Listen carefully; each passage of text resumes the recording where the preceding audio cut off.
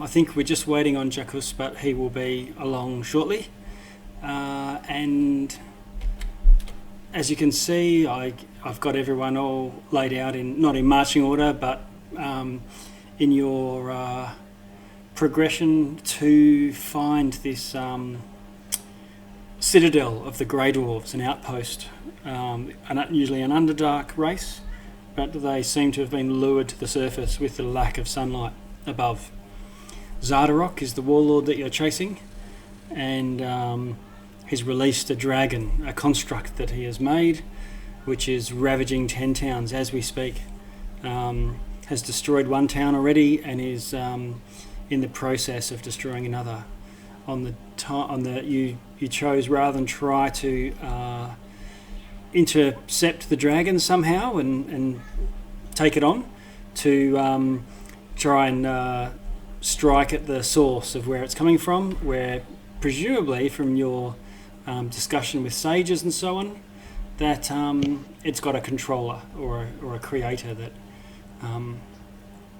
at best might destroy the dragon or incapacitate it, but at worst would prevent it from being repaired when it comes back for repairs. You did see it fly off from the first town that it destroyed. Just one thing, Sharpie, nice new token.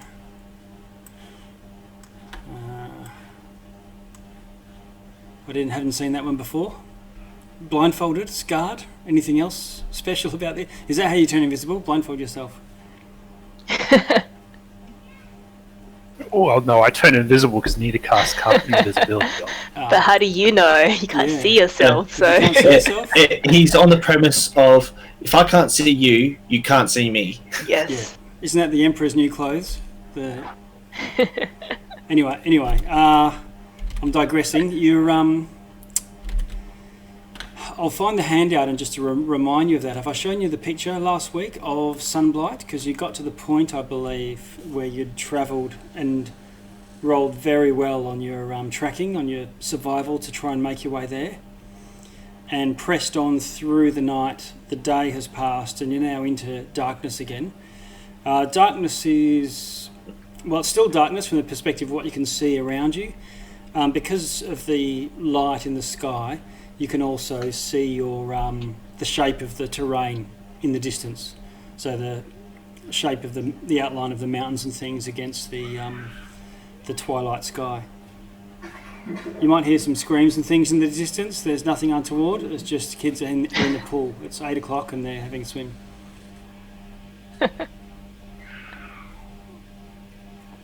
That's their version of have a quiet swim and don't make any noise.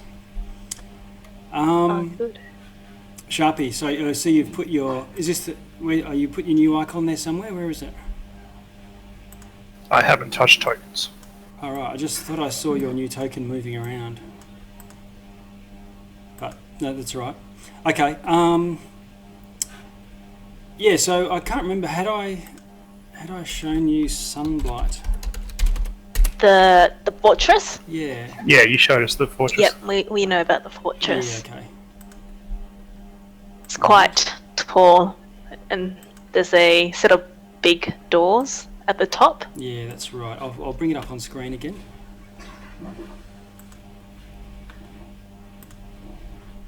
It's big, even from a distance. You can see some 2 rows of windows, one at the very top and one about halfway up. Otherwise, there's no other means of access that you can see. However, you can see the cliffs drop away to your right. To your left, it's just cliff face going up even higher than the top of the fortress. But there is a stone staircase, seemed to be carved into the rock to the left of it, leading up to what looks like probably a way of getting in, some doors or something. From the angle, it's a bit hard to see,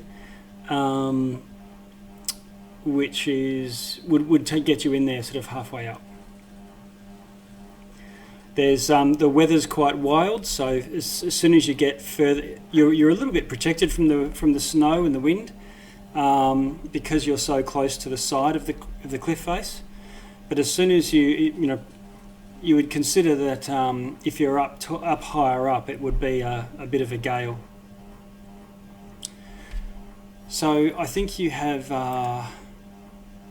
had some chats during the week and come up with a cunning plan, a Baldric quality. Do you want to take it over from here? You've got Oliver with you too, by the way, as well as Jackus riding his steed that he's summoned from the outer planes. So I think the plan was for Sharpie to be kind of scouting ahead while the rest of us attempted to be sneaky. Okay. And Lucius says, what of us? I would suggest we, if you're pressing on forth now with in sight of the fortress, I take the men and the dogs, and we either dig out a snow cave or find some sort of cover nearby. That sounds good. If we need backup, I can send Dawn to get you. Okay. If you like, we'll try and seek out cover and make sure that we have sight of this spot from here, or we'll have a lookout looking for this spot so that if you do come back this way, we'll spot you coming through. Do any of those men have the ability to send us a message if they see the dragon? Sharpie says, I think I can fix that. Oh, you can fix that? Okay. Sharpie will use two things with his new psychic whispers, basically, so he can contact all the party and also add Lucius. Do you have a limit to How your long does psychic? Yeah, how long does that Tele- last? Yeah. The first one lasts 6 hours, so that's basically Threads, Lucius, and let's say Ash. Everyone else in the party, 5 hours. How long can the link be? Can it be like? Is it like a? Sharpie doesn't know. Long way though. Oh, good. Then you Cross town at least. Great. I mean, those guys who were calling for help went on shouted for miles. Not sure if I can do that. Then Anita wants to ask Lucian if they see some trouble our way, maybe the dragon coming back. Yep. Let us know. Yeah, definitely. Lucius is mind linked now with Sharpie and Threads. And Nina, was it? I missed that. No. Ash.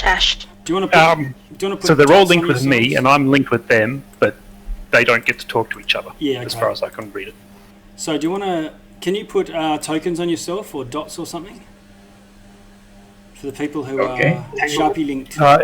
It's basically the entire party Oh, okay. plus Lucius. Oh, okay, fine. And Jackus... Because I can use it multiple times, I just keep doing it. Yeah, okay. So let's have a... I just want to... That's a rogue ability, isn't it? Soul... Oh, yeah, so Sharpie's... Since his trauma with this mind slug thing, he's channeling his inner Professor X, Xavier. Establish telecommunication between yourselves and others. As an action, choose one or more creatures you can see.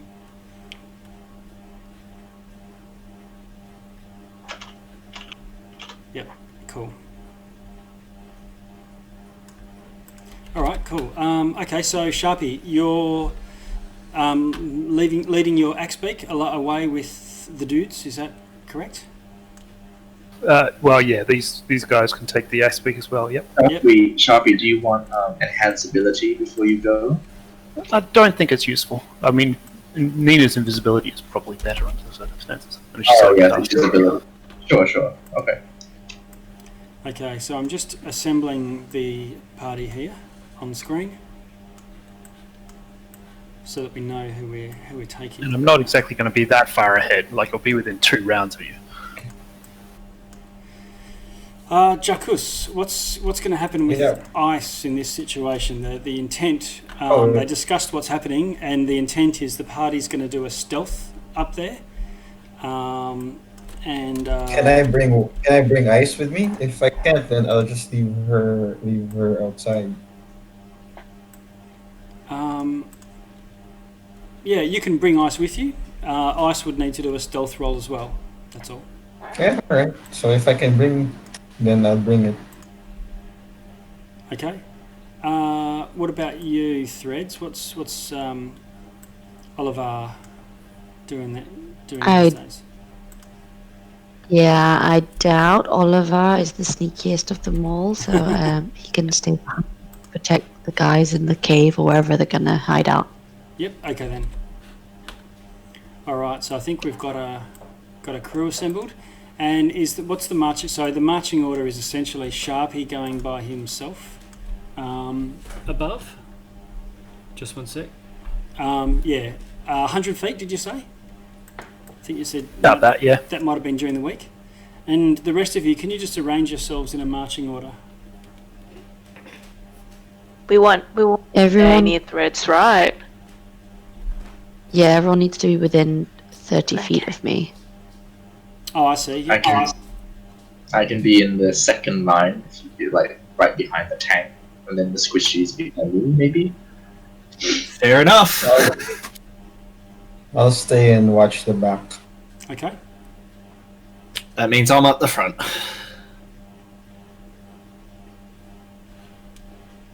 How's that looking now? Is that how you want it?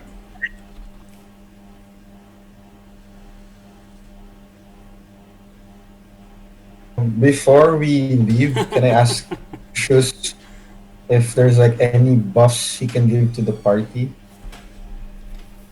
Buffs. Yeah, like any spell to buff the party or something that would be useful for this mission. Who are you asking? Oh, the Lucius. The Lucius, he's the wizard, right? Yes. Yeah. Yeah, he says he has some arcane ability, but his skills are more in history and statecraft. All right. Okay. Yeah, what sort of buffs were you thinking, or were you just? No, just a general like idea put out there, and anything that can help the party with Right. what's gonna happen. What's about to get done. Yeah.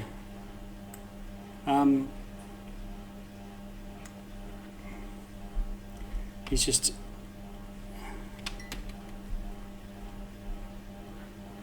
Yeah, with my mind link, that's probably, going to be the main thing that's gonna help. All right. Yeah. His main protection ability is more immediate, so it doesn't last a huge amount of time. All right. Gotcha. Oh, Yeah. Okay, so now the important stuff. Oh, sorry, I just had one clarification I wanted to check with you. That we can decide just for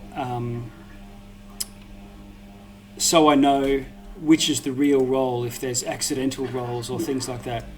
So if someone, let's say, okay, roll a dexterity saving throw or something like that. Now, if someone clicks on the strength saving throw or the 2-hit roll, one way you could go is, oh, sorry, that's dex, and so the roll was 17, so I'll change the adjustment or whatever. And then manually adjust it, or just re-roll it and take the new number regardless of what the old one was. I just wanted to make sure that it's consistent, that's all. My take on it is what we should do is if you accidentally roll the wrong roll, whether it's a 1 or a 20, you just click on the right one. I'm good with that. Sounds fine. Okay. There was another example. One is when you click on the wrong thing, or another one is if it just doesn't come up in the chat for some reason. So it's the one that comes in chat that we take. Same with initiative roll. So rather than I rolled initiative, it didn't show up in the thing, but it was a 20 or it was a 1, because if it doesn't show up, also you could just say, I'll ditch that and I'll try again. So the one that we'll use is the one where it successfully inserts you. It's so glitchy, like. Yeah, I know. Yeah, I know. So just to, and I accept that will happen. Just so long as we're consistent with how we treat it, that's all. Yeah, fair. Just on a side note on that as well, the Beyond 20 extension, which uses that actually recently got updated for that. So for the glitchiness, it will. It might take a little bit of time, but you just need to click it once, and it will come through. Okay. Yeah, I noticed that I got a notification that there had been an update on my PC, so it must have happened automatically or somehow triggered for me.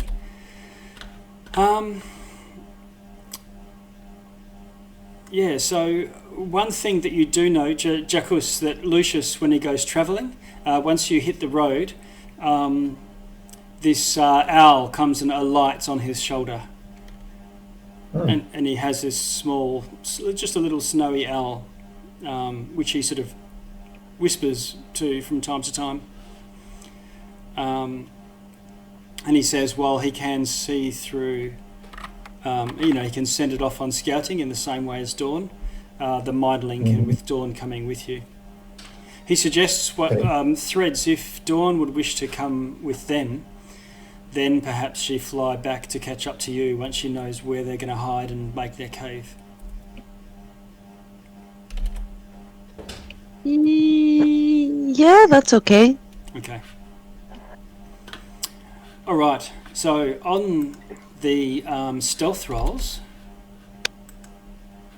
let us have first one for you, Sharpie. I'm just going to separate you in the marching order somewhere. I'll move everything else away. All the banditos. Yep, this is where Sharpie rolls a 3. Happy days.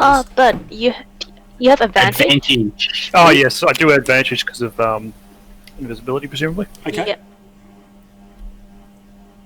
A 6. Brilliant. Okay. That puts you up to Sharpie does well. You're on 16 though, so you're feeling pretty stealthy. You are leaving footprints, and you're leaving. You see that you are leaving, icy breath as you breathe out, as you labour up the pathway. So maybe you might have spotted yourself with someone with as keen an eye as yourself, but you're fairly confident that you're sticking to the shadows and making your way along.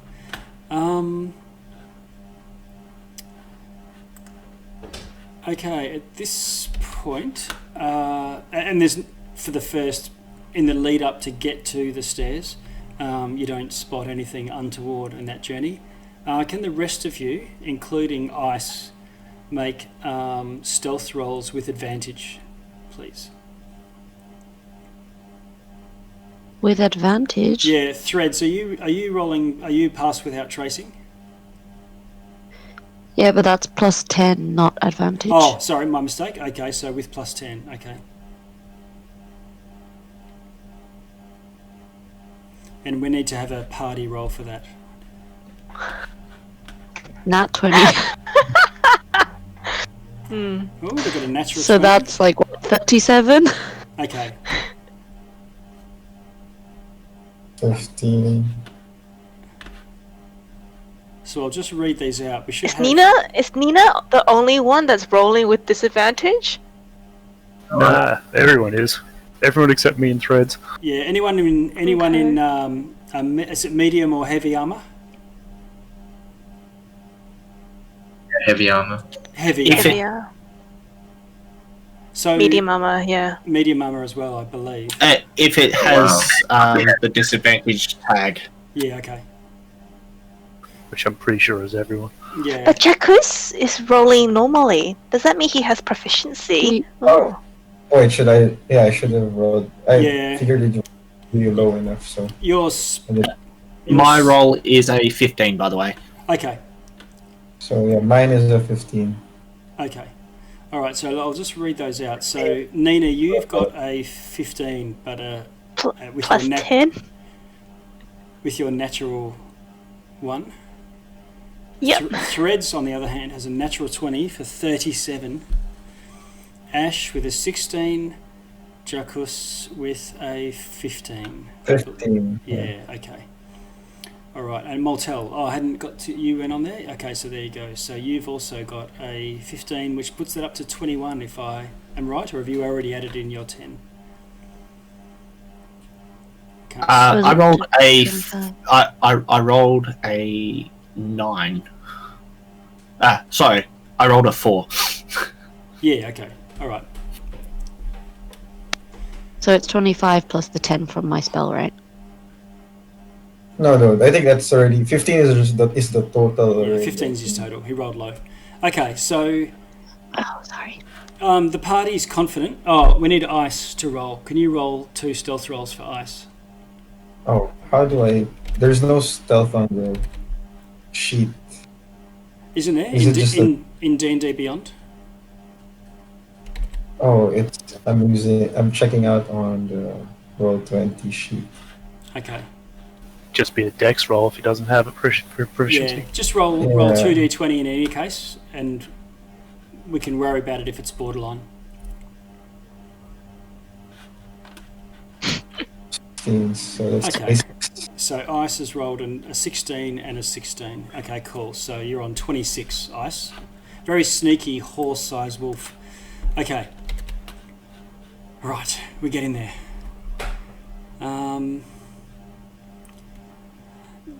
You find your way to the base of the cliff, where it reaches a stone staircase, which looks like it's been formed with a combination of picks and hammers and magic, possibly, to smooth it out, to augment the stairs. And they start to zigzag their way up. From here, it's it's still 10 feet wide, the staircase. So Ice has no problems, and you can go 2 abreast if you want to. Okay. Okay, so let's have Sharpie. Can you do a roll yourself first?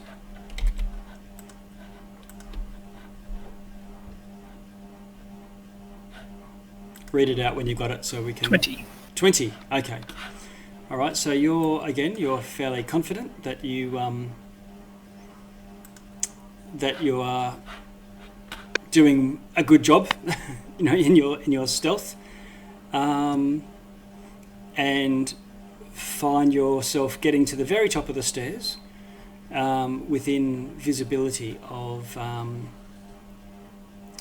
double doors. What I'll do is I'll move everyone to a map at this stage. Actually, I'll just read out what you see first. So moving east from the top of the stairs, once you reach the top, you've just poked your head above the top. Let's see. I'm going to grab everyone's token at this point. And Jacus, if you look at your D&D Beyond character sheet in the meantime, see if you can go the extras and add a warhorse effectively. That'll mean you'll have a character sheet there. I've added it. Oh, cool. I've added it in. Yeah. Okay. Happy days. No, this is a sample roll from D&D Beyond.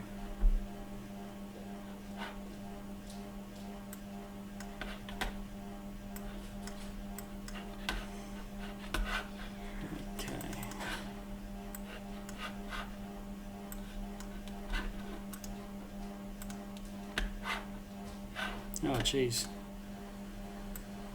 Huge characters. Can you see stuff resolving? Don't move around yet. I'm just resizing you. Yeah, so Threads, Nina, Maltel, Ash, Jacus, little on the large size there. Now, who are we missing? Oh, there you are, Sharpie up the top. Can you see the board? 1, 2, 3, 4, 5, 6. Yeah. Okay. So what I'm going to do, I'm just going to move some of your characters out of the way. So it's a little bit in the road. What you're looking at the moment is you're looking through a solid rock. So I'm just going to move you down here. Get Moltel out the way.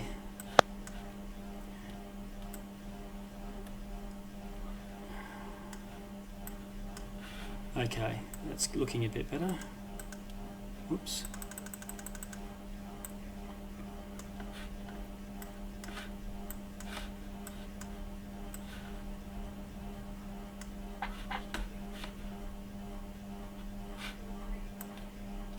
Alright, so can everyone see where you are now?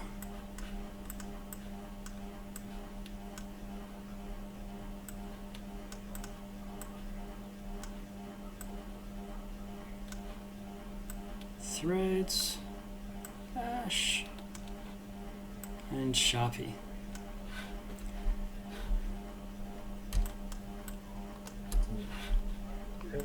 Zoom, zoom, zoom. Remember to adjust health for everyone with plus signs and low health. Yes. I think Nina, you're in here in front of Jackus, because he's enormous, Yep. riding his wolf coming up the back. Moltel and Threads just... Oh no, Threads, you were tucked in there too. So yeah, you see some... a cliff face to your left, and to your right drops away into a misty void. And there are 10-foot wide doors immediately in the cliff face. Any guards? No guards you can see. There is a arrow slit, which I think you can see there. So what we're looking through there is an arrow slit. Yeah, yeah. Well, Sharpie will report booming voice in everybody's minds simultaneously. Double doors are unguarded. I'll check them. And he'll basically have a look at the arrow slit, listen at the door, and check to see if the door is locked in that order. Oh yeah, okay. I'm already lost. What was the order? I got check the door. Check the door, look through the arrow slit, and then listen. Sorry, Okay. listen at the door, check the arrow slit, and then try the Okay, open the door. okay, there we go. Perception roll. Let's do it one at a time. Perception roll for listening at the doors.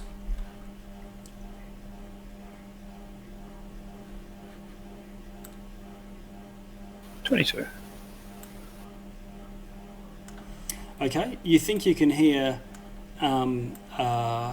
voices and banging and clattering a long way away in the distance. Okay, I'll let everyone else know that, and then I will try to open the door Okay. quietly. Yeah. How are you going to try and... Do you want to using your thieves' tools, or what's the go there? Well, I mean, is there a doorknob, a door all right. handle? Yeah, Well, okay. no, Do an investigation then. That's probably more appropriate.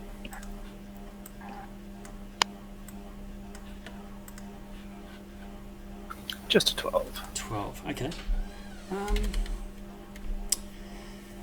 Yeah. So the 10-foot high double door to your investigation appears featureless.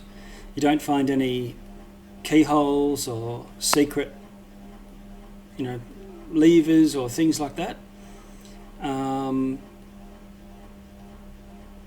Yeah. So it looks. Yeah, it looks impenetrable to you. Could Sharpie fit through the arrow slot? No, it's only a couple of inches across, enough for a crossbow or an arrow to come sailing through. All right, I'll wait for everyone else to get up. I'll tell them what I've seen. Can't see how the door opens. Might have to open from the inside. Yeah, okay. Eventually the others come up and you can move yourselves up to where you want to be at the door.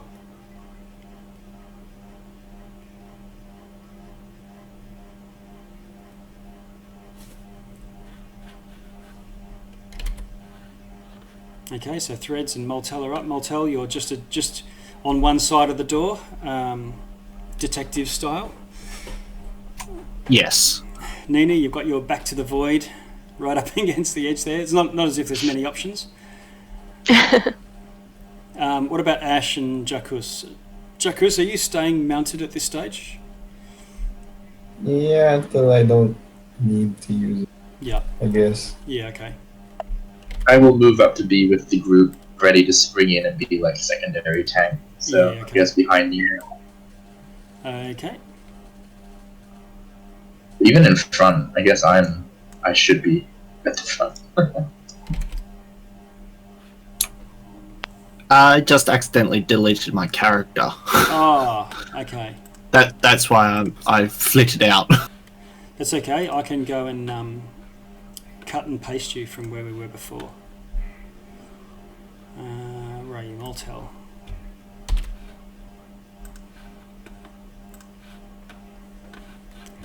Moltel comes sailing in.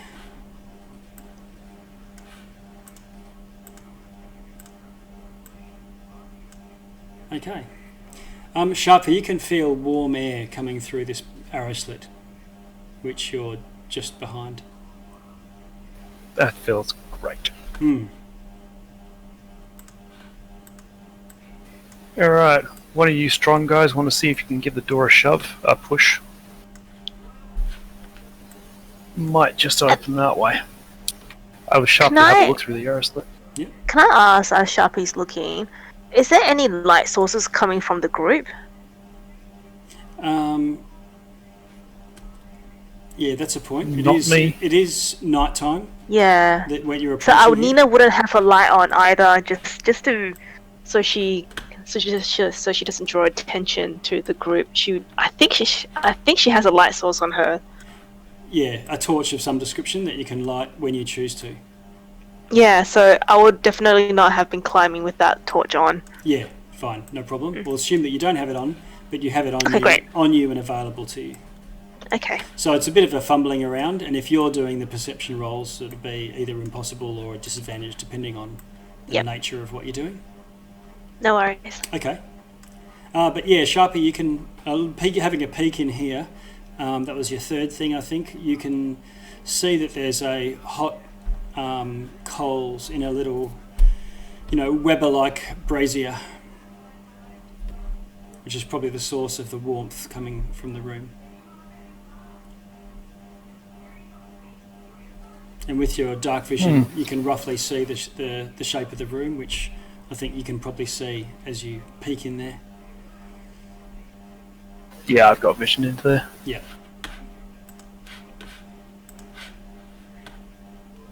So you want one of us big strong blokes to try and push open this door? It's the best I've got. Or if you can see some sort of door handle or lock, that would work too. Are there any windows, aside from the one on the cliff face? Are there any windows facing us?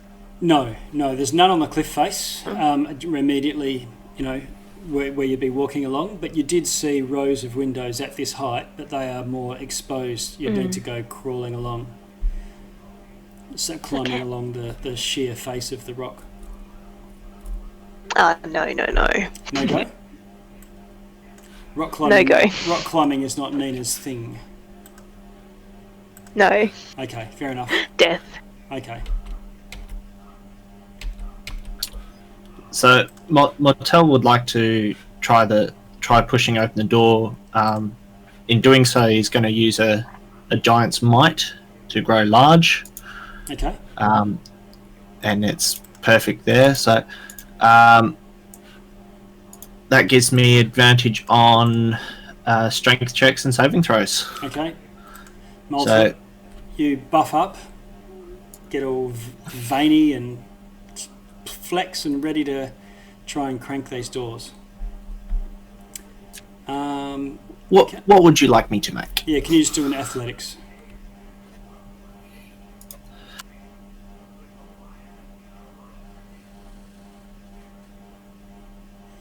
Dun, dun, dun. Well, I think we need some Zada rock music.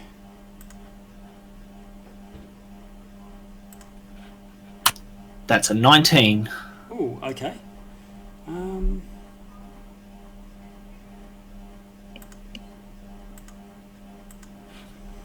Okay, you heave these doors and eventually realise that you can, how to give them a shunt such that they'll move, and you feel movement under your hands, and the doors slowly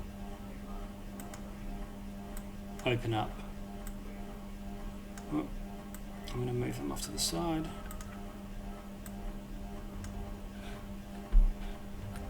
How tall did you say the door was again? I didn't. They're 10 feet wide, but they'd be probably 12 or 13 high. Oh, cool. So I don't need to go back small for the moment. No. How long are you giant anyway?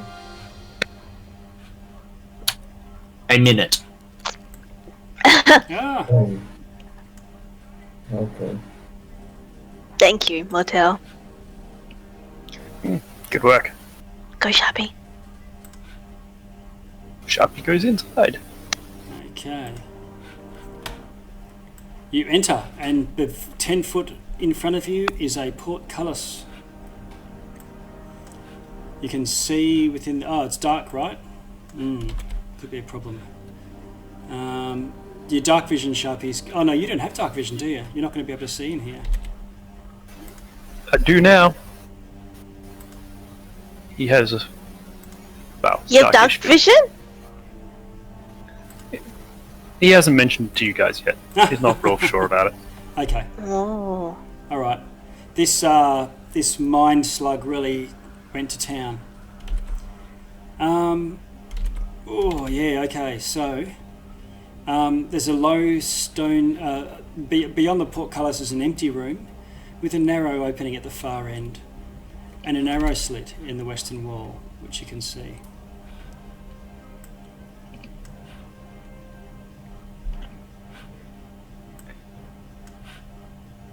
Alright. Some control of the portcullis, or how far wide apart are the bars?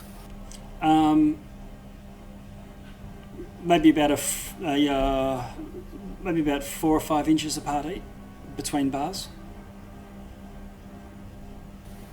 Sharpie could probably do that.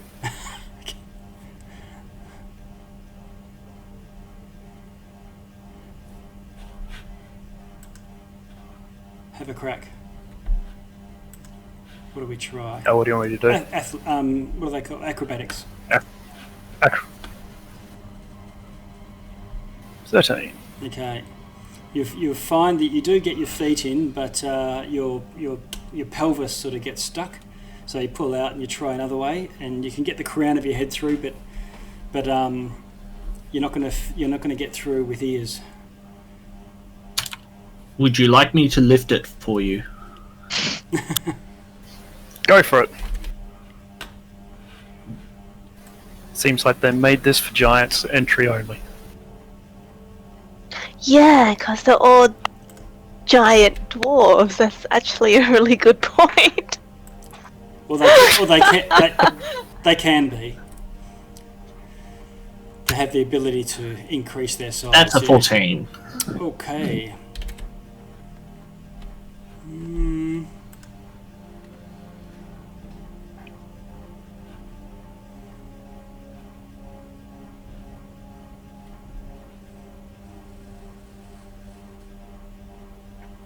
Okay.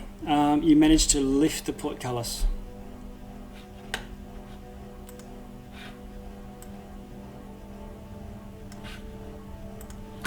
I know I'm blocking the way, but I'm going to try and hold it up. Okay. Hold the portcullis up. Others can fit through. Sharpie can actually walk through your Yes. square. Yeah, no problem.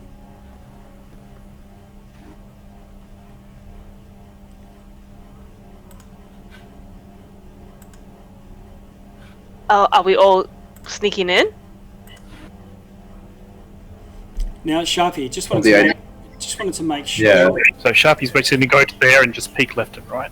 I'm assuming that's an open entryway, yeah. So yeah, so Sharpie, you've got vision. Oh, so are you saying that you do have night vision currently? Hang on, let me just bring it up for you.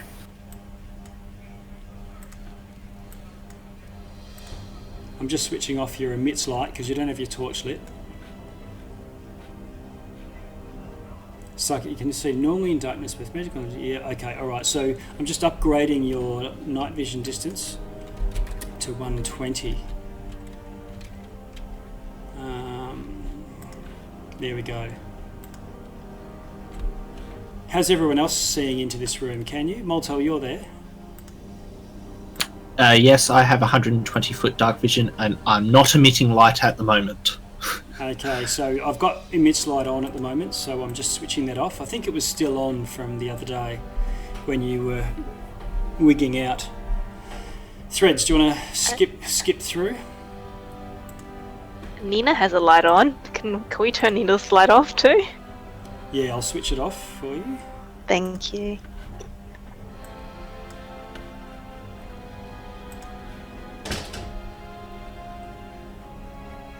She'll let everybody know that she's just a poor human and she does not have dark. Oh shit, she really does not have dark vision. She can't see anything. No, that's right. Is that really what I'm seeing? Yes. Oh my god. Okay, look, Ash can hold Nina's hand. Ash okay. Nina will follow Ash behind, so yeah. I can't see shit. Wow. Okay, so Ash and Nina squeeze through. Jacus, you'll need to dismount to squeeze past Moltel. Alright. So do I have to leave ice now? Or ice could go through. Oh, okay. Just okay. And then I'll mount again when we get inside. Yeah, okay. We'll just move Nina out the way. Ice comes in and gives you a bit of a bunt. What was that?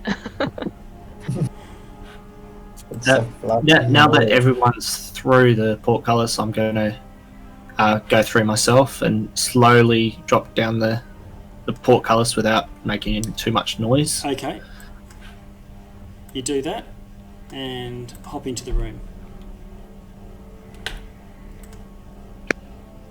There's everyone. Suddenly very crowded. Sharpie, you squeeze through this tiny, what looks like some sort of choke point, and opens out left and to your left, double doors, to your right, a long passage, to the limit of your vision. Corridor's clear. I'll start moving up. So Sharpie's moving carefully, like having a look around. But you're still invisible. How long does invisibility last, by the way? Correct. Yep.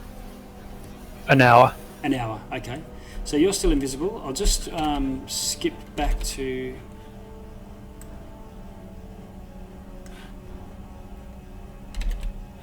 Let's see.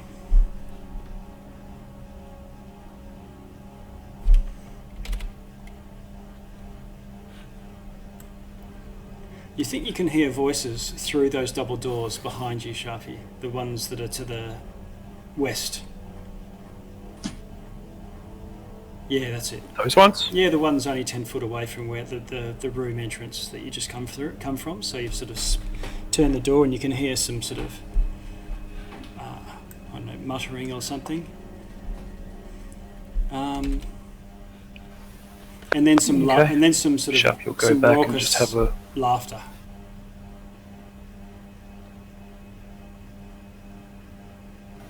mention. Oh, there's voices through the door. Okay. Want to deal with them first, or go the other way? I vote we should deal with them so we don't get people attacking us from both sides. If that's one thing. Got it. I agree. Sharpie will try to open the doors quietly. Okay. Preferably just enough room for him to get through. Yeah, okay. Let's have a look. Can you do a what's the the dexterity checks. There's stealth, which it's not this one. So it's just a dexterity check? Yeah, just try a dexterity check. Just gonna... 22. Okay. When you're finding traps or opening locks, that sort of thing, what are you rolling there? Normally it's just perception. Or Yeah. investigation. Yeah, okay. Yep. Alright. Okay, so you creak open this door.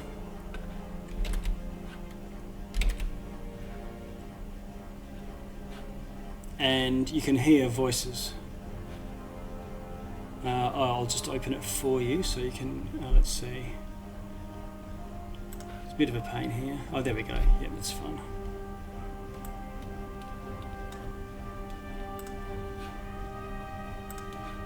Now, can you see in here now? Oh, there's a bit No, of, I can't. bit of a barrier here. Do you want me to move through the door? Yeah, I'll do that just so that it's. I assume you're at the door peeking through, but now you can see the room. So it looks like Yep. a large open area, and there's a glowing coals in a brazier, emitting a very soft light, but not enough to light the room. So it's complete darkness, and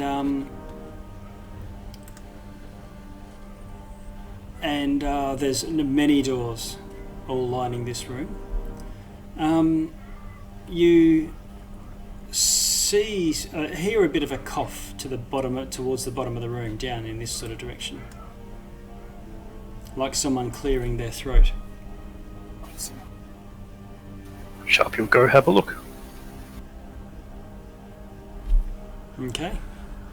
You head down in that direction. Yep. I'm sorry. Where you go? You move yourself down. You're certain that probably there is a character, just 10 foot to the south of you, in this sort of location. Invisible? Well, you can't see anything, so definitely invisible or something else. But you think you can hear the scrape of boots on stone floor and some heavy breathing. Someone's invisible, but they still not very stealthy. Alright guys, they've got an invisible watchman at the arrow slit. Oh, they do.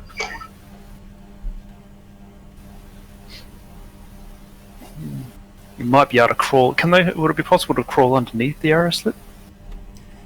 The arrow slit's about point is? about 3 feet off the ground and about a foot high. Yes, you should be able to crawl underneath the thread spell. Might be the easiest way through it. 3 feet. Will Ice be able to get through it? Probably gonna have to leave. Seems unlikely. Yeah. I'm not sure what you mean by the 3 feet is 3 feet tall, but it's only about 3 inch, a few inches across. How far off the ground is it? Yeah, about 3 feet off the ground. Yeah. Sharpie, you hear something moving, so trying to be stealthy and dismally failing. Some sort of scrapes. They're not footsteps as such, but definitely some boots on stand moving over to this corner, a bit further away from where you are. Can you just ping that word? Bottom corner, about 15 feet away from you. Oh yeah, cool. Everyone else. Alright guys, he's moved over the other side. Everyone else, are you waiting on Sharpie to report? Oh, you're reporting telepathically, I forget. Yeah, okay, cool. Yep. If you're gonna move, now's a good time. Upon seeing this choke point up here, Mortel will have to shrink back down Yeah, okay. to his normal size. Can you shrink yourself down, or do you need me to do that? No, that's on you. Okay. There you go. Boop. You are mortal once again. Threads, you're at the choke point as well.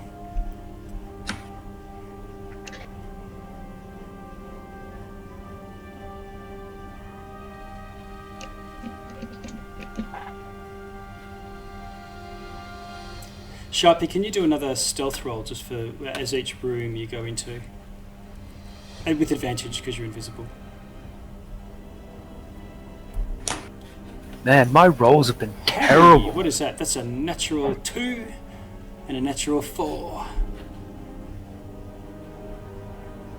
Are you within 30 feet of threats right now?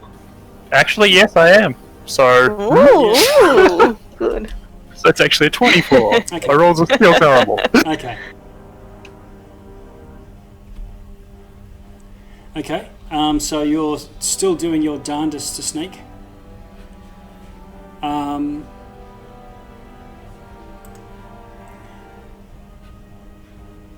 A door opens. Oh, where are we? Select. And a grey dwarf comes out of this doorway up here, Sharpie. I can see him. I can see him too. Yeah, everyone got a +1. He's coming towards the double doors. You guys moosing along down here. Can I have the party do a stealth roll, please?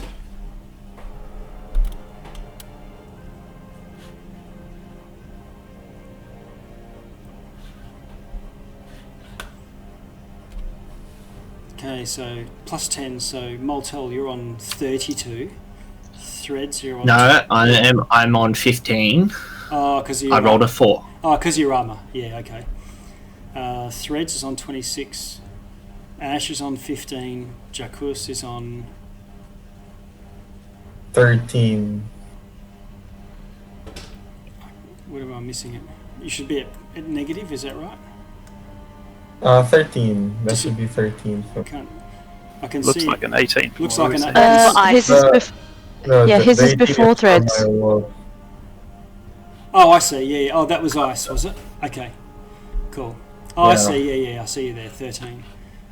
Okay. And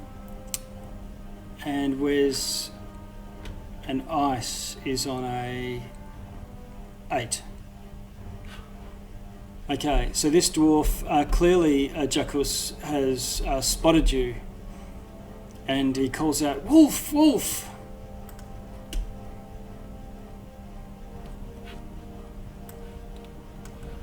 Alright.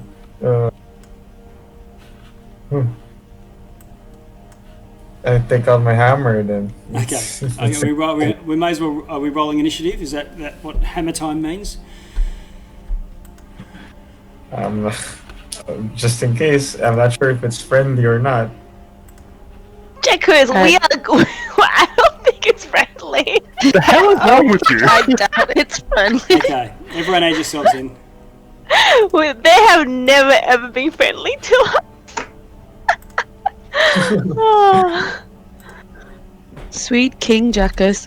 I know. Yeah. Yeah, that's why he's the only one alive. Too friendly to everyone. Yeah. So, is that everyone in there now? Are you happy that you can see yourself in the turn order? 1, 2, 3, 4. Yeah. I can only see 5. I can't see ice. Do I need... He goes on my turn, I think. Since I'm mount. Yeah, it goes on turn if you're controlling him as a mount. Yeah. I'm sure I'm missing somebody. 1, 2. Ashes, be right back. Oh, I see. Okay, cool. In that case, I'll just sort. And have a look at you, Moltel. You seem to be top of the pops. What do you want to do? You can tell from... you're standing there quite close, and you can see that this grey dwarf has seen Jacuz and Ice. Upon him saying wolf, wolf, Yep. I'm literally just gonna charge up to him and smack him, basically, Okay. just to basically neutralize the threat as quickly as possible. Okay. So I can go. Can I stay in this choke point It's going to be for 10-foot reach? It's going to be difficult for you to fight from within the choke point. Alright, so I will go there. Yeah. Okay. That's fine. It's up to 10 feet, my weapon, Yeah, so that's it's okay. Roll to hit. So 2 hits with a glaive. I Hey, guess. happy time.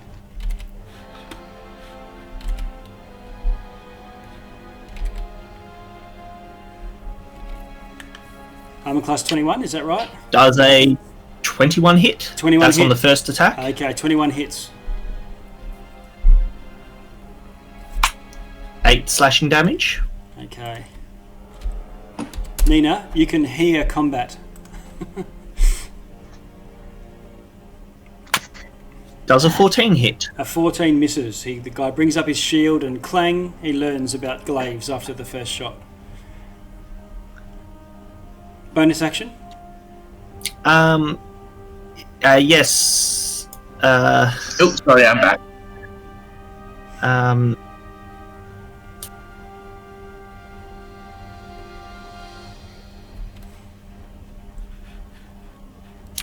Yes, I'm going to use my giant's. No, I can't.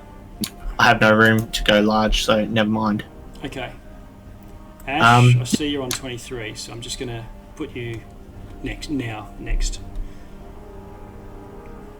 Okay, in that case, that's your turn, Moltel. Ash Louise. I've just got back. What happened? What are we doing? Sharpie went to the left, investigated a room, snooped around saying there's an invisible guard somewhere and I'm tracking him through the room. And then a door opened and a dwarf came just walking through the doors and down across the passage. But on glancing, while all of you were hiding, he spotted Ice and Jacus and yelled out, "Wolf, wolf!" And in Dwarven. And Moltel dashed and grasped his pick and readied his shield. And Moltel has just charged through and slashed the guy once with his glaive. Okay. If I am hidden, I have advantage to attack him, right? Correct. Yep. I will cast Guiding Bolt with advantage. Okay.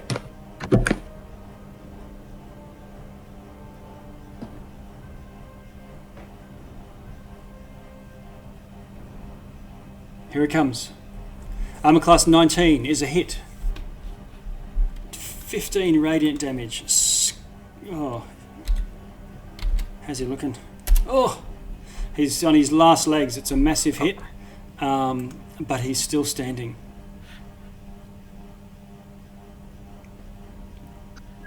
Excellent. Okay. That's a good hit. Yeah. I just get out like, no, we're not losing cover, then pew! Okay. Anything else? I just whispered to Nina you can't see him, can you? No. I can kinda. That's about it. Oh, good. You may have to finish him off. Okay. Isn't he lit up by guiding He bolt is now? too. Yeah, So she can see him technically. what does Guiding Bolt do? What's the additional effect?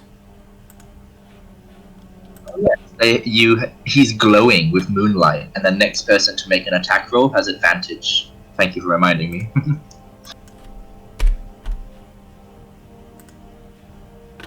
Oh, can you say that?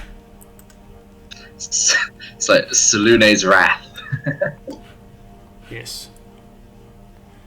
Okay, so he's lit up. Nina, can you see him now, by the way? Well, I've always been able to see him because he's in the light at the moment.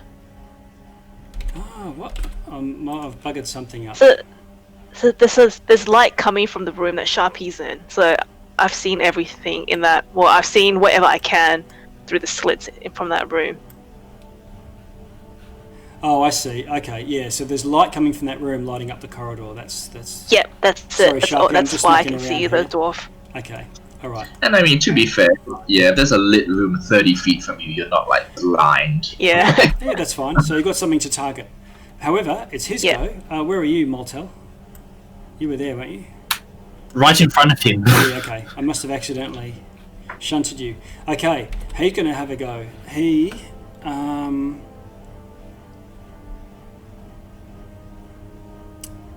pulls out his war pick and attacks you.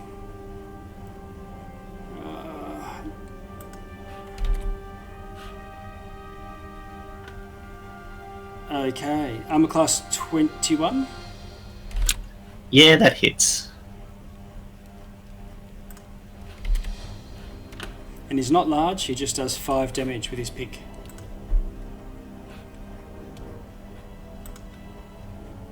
And he does his best to sort of move out of your range, going to about there, trying to get away from you. But that's as far as he can get. He's not going to leave your threat. Fair enough. That's his turn though. And you can hear, Sharpie, you can hear voices from the other doors where in the room that you're in. Watch it, guys. Looks like it's going to be a few more people to investigate in this room next as soon as you're up. And a couple of doors open and some dudes come out. Four dwarves in this room. One more that's going to be invisible. Okay. Oh boy. Nina, you're up. What do you want to do? In which direction did I see the dwarf that was fighting Mortel go? Around to the east, to your right in the corridor. Okay. Is Ash in front of me? She is. You're just stumbling around. Who's next to me? You don't know. There's a wolf growling next to you. Kill it. Oh no! Like, Nina's not gonna do anything. She's gonna hold her action if she sees an enemy come closer to her, and she'll hold her action Okay, with a dart. So you ready your action to Yes. to throw And a she'll dart. whisper to Ash, "I can't help. I can't see anything. Okay. Can you move closer and I'll follow you?" Sharpie, it's your turn. Right. Sharpie is going to go to there. Yep. And he is going to wait. He's going to see if he can make sure of a confirm location of that invisible dwarf, and otherwise do nothing. Okay, so your action is to do a perception roll, which means you get a roll rather than just relying on your Yes. passive. Yep, we go for it. 16. God, my rolls are that bad. Whoops. There we go. Okay, you still think he's hunkering down in the corner. So right next to me. Yeah. Okay. Yeah, I'm done. Yeah, right, yeah, immediately to your diagonal, down a little bit. So that's Sharpie. Threads. If I duck around here, can I get a clear line of sight on this guy who's Yeah, running away? You can see him. He's still glowing, and you can get a shot. So I bonus action cast Hunter's Mark on him and Okay. attack him twice.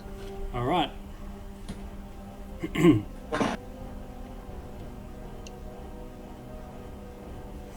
Okay. 23 is a hit. Very good. Oh, such a good hit. Ooh. You're so strong. That's 2 attacks, 23 and 17. Oh, yeah, 23 and 17. Yeah, the 23 hits. Does Did the you not have- 17 hit for the second one? do the first lot of damage. How much is that? 8. Oh, the first 8 plus Hunter's Mark. the first arrow kills him.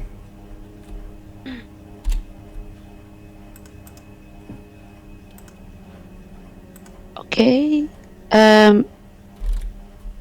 So can I keep my second attack? Yeah. Well, but what are you shooting at? Can I? I've never had 2 attacks before as, Yeah. as a character. You can Can I move in You can. between? Yeah, you can. I can. Okay, so I would like to move up next to Mortel. Okay. So come in here. Oh, yep. Sorry. Where you go? And now you can see that there's Yeah. a Can a I dwarf. see this guy? Yes, you can.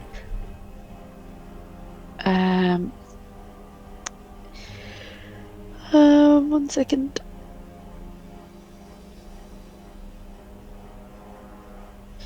It's a bonus action to move. I've done your bonus action because of the hunter's Yeah, it's a mark. bonus action. Yeah, I was just checking if it was a bonus action to move it from. Yeah, but it is, so never mind. But yeah, I just attacked this other guy. Yep. Okay, and you hit him. How much damage with the second shot? 12. 12, and is that with the hunter's mark? Oh no, he doesn't have hunter's mark. That's without. Okay. All right, big hit, and he's badly injured by that. You've only moved 15 feet. If you want to move another 3 squares, you can. I move back behind Motel. Okay. Okay. Jacuz. Alright, so I probably would have seen Thread attacking someone, so Yes. Ice will move here. Okay. Then for Jackus will use his 15 feet to dismount. Yep. Half my movement, right? To dismount over Yes. here. So it costs you 3 squares to move. Yeah. To dismount. And once I see this dwarf, can I throw 2 javelins? You can. Alright, so I'll do that then. Okay. Oh, so I was rolling at disadvantage, I'm sorry. So that should be a 27 and a 21. Okay. And just 16 total. Okay. 2 javelins hit this guy, and he dies from that.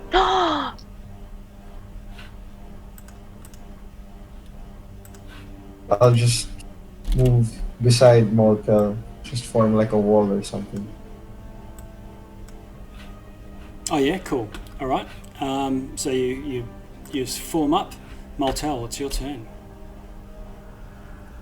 No, it is not. It is Ashes. Could you resort the turn order, please? Oh yeah, we'll chuck him back at the top. Yep, there you go. You came in after Maltel last turn. Oh, what to do now? Okay. I'll just say this way and then drag Nina with me to the other well-lit room. Okay. Can we go in there? 1, 2, 3, 4, 5, 6. You can get to here. If you want to dash, you can get inside the room.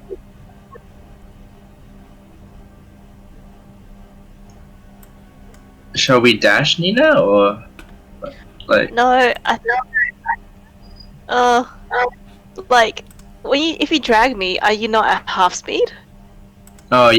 So I guess I will. If is that where we can move 15 feet? Yeah. So to get to there would be a dash. Okay. Yeah. Sure. It's fine. Otherwise, you can sort of do the peasant railgun by moving Nina, and then she gets a turn and moves herself. Yeah. Nina would have dropped you. Like she would have stopped you from dragging her before she passed the tanks. She would have stayed in the room before. Yeah. So she would have allowed you to drag her up to the choke point, and then she would have told you to let go, and you continue your way. Okay. Okay, so Nina, you're sort of let go here. Yeah, I'm letting go in the darkness. Yeah. That's Okay. it. I'm letting go in the can I- darkness. There's a quote for the. For the it is a hurricane. Leave me in the rain. darkness. All right, you are released. Is this a door? Yeah, Or can I see the dwarves? You can see the dwarves. I can see the dwarves. Yeah. Okay. Bonus action. Since I can see you, I'll tell Yeah. you there's an invisible guy down at the bottom corner. Well, he will still be invisible, so I will have disadvantage to hit. So I will It's just just like cast. Yeah. Oh yeah. Spiritual weapon on the guy I can't see next to Sharpie. Yep. And slash at him. Okay, roll to hit.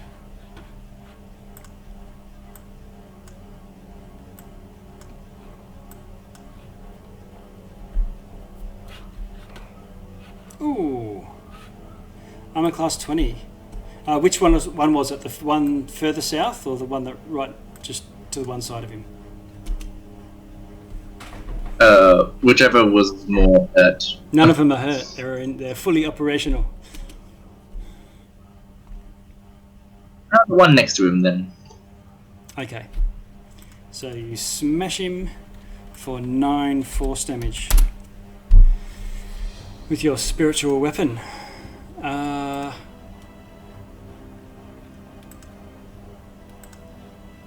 see, where is the party?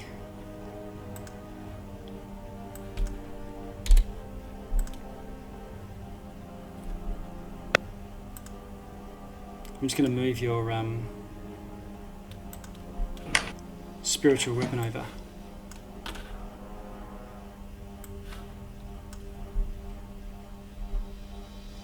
Glowing sword or something like that, is it? Moltel, you're up, by the way.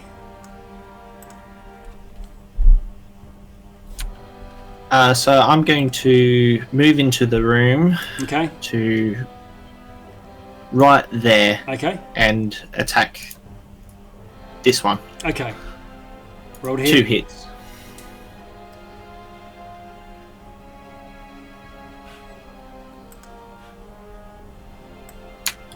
$11 11 is a miss. on the first hit.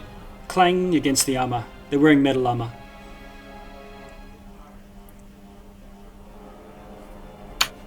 25 on the next hit.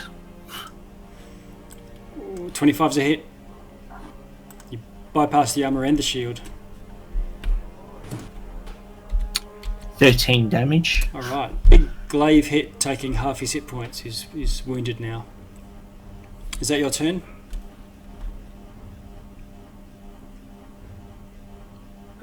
I'm going to bonus action grow large Okay. again. Whereabouts? Here? No, Yep. when I make you large, as a general rule, I'm going to grow you towards the party, so it doesn't increase your move. Have it be an effective way of increasing your movement rate. You still do it in some respects, but just. That's what I figured with what you were doing. Yeah. So it's completely fine. Yep. Okay. Right. Good one. The Duergar. This guy moves across to here and grows large.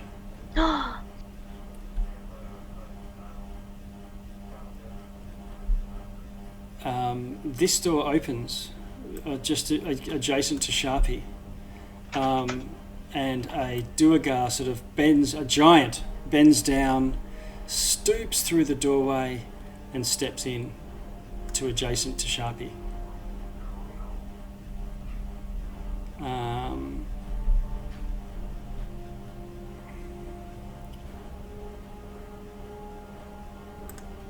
This guy, actually, I'm going to do these guys first.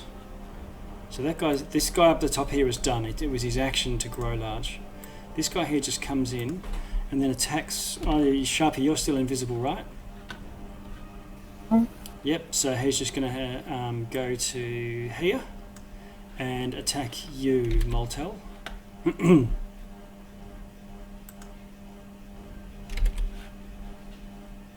Okay, he misses with an 11, I'm presuming.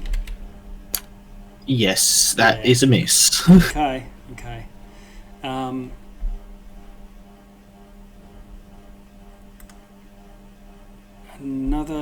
This guy here immediately adjacent to Sharpie. He goes to here so that he can buff up, but he doesn't get an attack because he's done it. This guy buffs up. And another guy sneaks out here and has an attack on you, Moltel. Natural 1. Clang off the armor. That's a definite miss. Yes.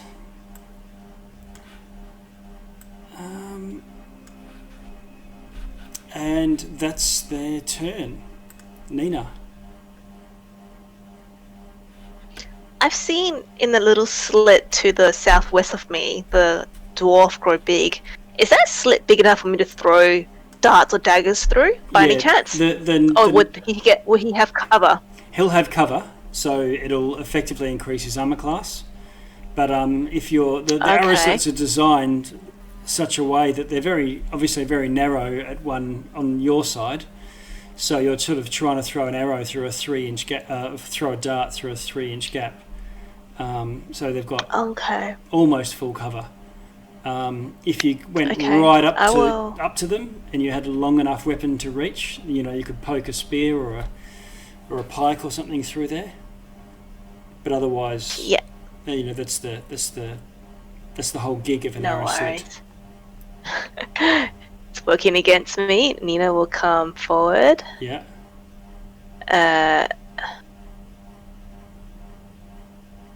15 feet. Okay. Now, she's gonna throw her Is Motel blocking her? Like, if she would attack this guy to the northwest, Mhm. right next to Motel, is he blocked by Motel? Yeah, partially. Partially, so they're Yeah. all partially blocked by Motel. Okay, just gonna step one more. God damn. So step one more in, and then she's gonna see everybody. She didn't realize. And then she'll be like, okay. She'll go for the guy right next to her. She's gonna slash him with a short sword. Okay. 20, Armor class 20 is a and hit. then she's gonna use her bardic inspiration to get into a defensive flourish. To do a defensive flourish. So it'll be 4 plus 7 damage. So it'll be 11 damage altogether to the guy next to her, Okay. and she'll take a defensive stance. Okay, big thrust. You slash at him as you crouch, ready to dodge to the side as the inevitable war picks come sailing in. But And then her bonus action. Sorry, Yeah. I forgot she had a bonus action. She'll slash at him again. that's with your With 12. That bonus action would be your left hand. You get 2 attacks with on top of your bonus action. Oh no, I don't get 2 attacks just yet. Oh, don't you? It's a bit later on, is it? Nah, it's Okay. it's not now. Okay. So so if you want to draw a dagger or something with your offhand, you can have that as well. Yeah, and I've tried to hit, and it was a 12 to hit, which I'm assuming that's missed. a miss. Yeah. Yeah. With your offhand attacks, I think you don't get proficiency unless you've got. She's got. Yeah, I do. I Oh, have you do? dueling, so Oh, I have okay. proficiency with them. Yep. Yeah. Okay. All right. Cool. In that case, that's your turn over. Sharpie. And then she'll yell out to everyone, "There's 5 in here. Okay. 5 big guys." Yes.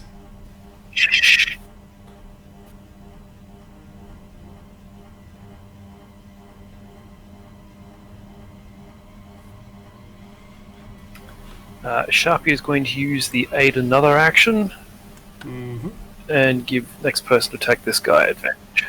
Okay. Now, if you're going to aid the other person, you need to assume that you're giving away your location. You're still invisible. Correct, yes. Yeah. Okay. All right. So aid is that aid to Nina or to aid to? Is it a help like the? I actually have to pick a person to help, so I'm going to help Jekos. Okay. Well, Jekos, you can't even see him. He's down the corridor. I don't need to see the target, apparently. The, Oh, I see. beneficiary. I see. I don't know why that is, but hey. Yeah. Okay. Okay. So what you're doing is you're sort of, in effect, you're sort of delaying your action or something and slapping the guy on the back of the ankle just as Jekos is about to do something. Yep. Okay. And basically, I'll make it known that there's an invisible person, so all those dwarves know that there's an invisible person hanging around. Yeah. Okay. All right. And I'm done. Threads. Can I hear anything coming from this direction? Nothing really obvious, like masses of booted feet or anything, but you could do an action to do a perception if you want to try and listen hard. Yeah, no, it's okay. We got a Yeah. Oh my god, there are so many people in this room. I know, right? Just like Threads comes up next to Nina, like, oh wow, I did not see them from back there. Neither did I. Which of them looks the most hurt? The one next to. There's two that look injured. The one next to Nina looks pretty bad, and so does the guy right up the top. Okay, so I'm going to bonus action move my hunter's mark here Okay. to this guy up here and shoot twice at him. Ooh, okay. This 2 attacks is cool. That's a 21 That hits. How much damage? for 6 damage plus 3 for hunter's mark, so 9 damage. Okay, that hits him, does a lot of damage, but it's not enough to drop him. Second attack's 28 to hit, Okay, you get through easily. Oh, 9 damage. Does this also get hunter's mark? It does, yeah. For 11 damage. Okay, and you kill him with the second attack. Nice. Deacon, high five birds. yeah. Woo!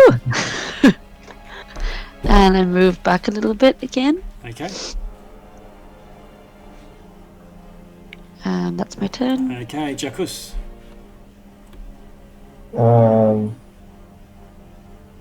Yeah, I'll move over here next to Nina, and I'll attack the dwarf. Okay. Is this the one Nina attacked earlier? Yeah, he's a little damaged. He's copped a short sword. He Alright, seems distracted. so- You can have advantage on attacking. Yeah. Is that for all attacks or just the first one? Just the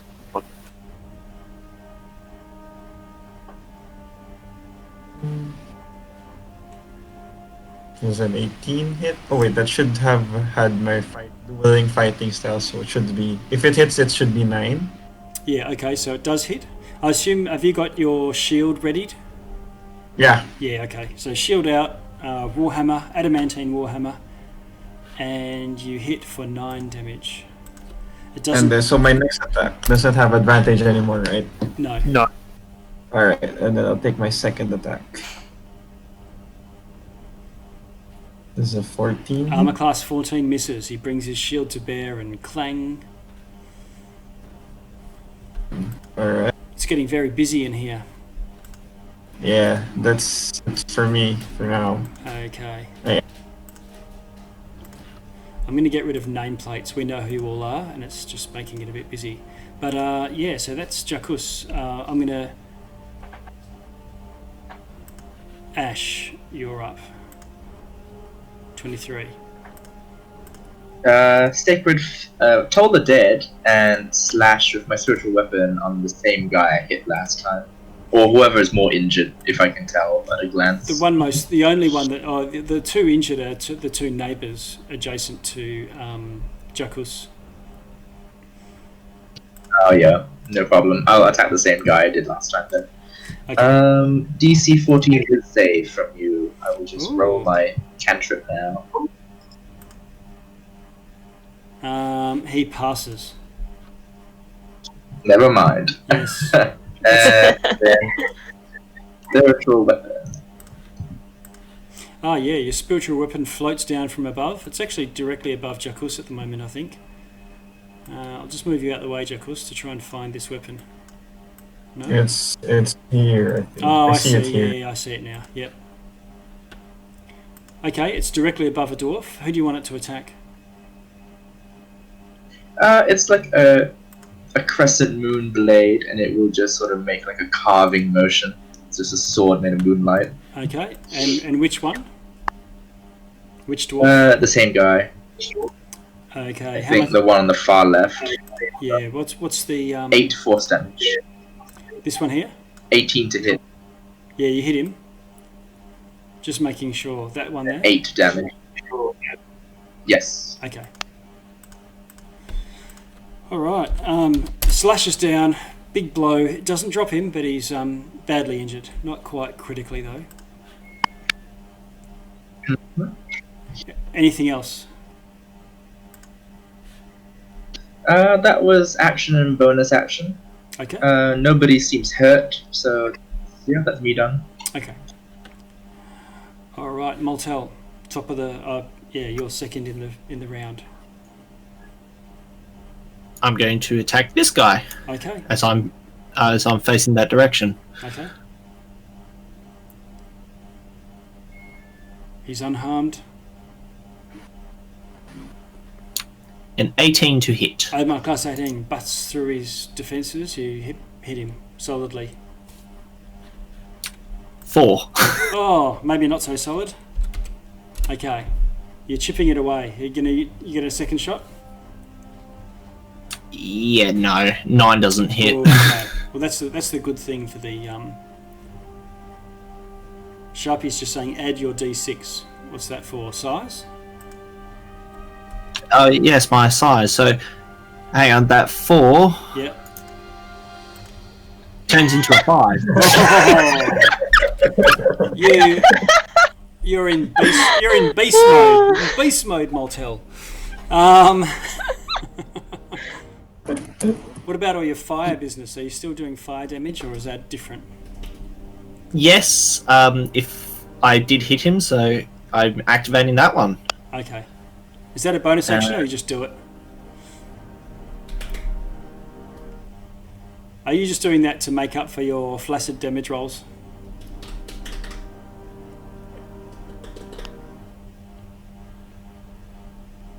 Four damage. Oh no! Another one. Okay, this is not your round, but you did hit him. And it all counts. But he must make a strength saving throw as well. DC 14, please. Okay, he fails that. That pushes him back, doesn't it? It restrains him. Oh right, okay. Oh, this is the manacles. Yes, this is the fire manacles. Excellent. He is restrained for 1 minute. While restrained by the shackles, the target takes 2d6 fire damage at the start of each of its turns. The target can repeat the saving throw at the end of each of its turns, banishing the shackles on success. Great. Okay. Well, he's got these fiery manacles on his hands, and I'm using a little web symbol just to show that he's stuck. And then they go.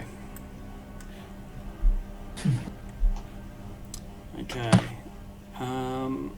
Let's see this.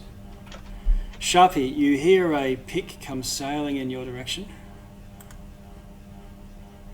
It swishes, and Okay. you hear the whoosh and lean to the side, and it sails past you ineffectually. And as a result of that, he becomes visible. Oh, there we go. Thank you, everyone. Invisible guys, invisible now. Yes. And back to objects. Then this guy has a whack at you.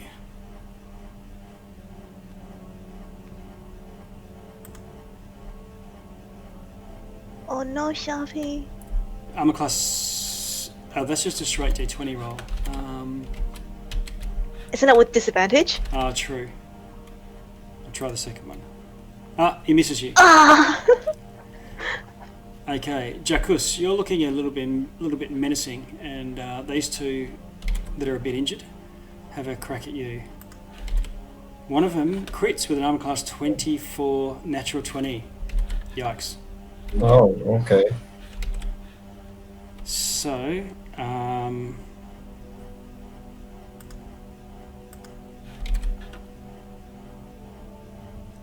that does 27 damage. 17? 27. 27? Yeah.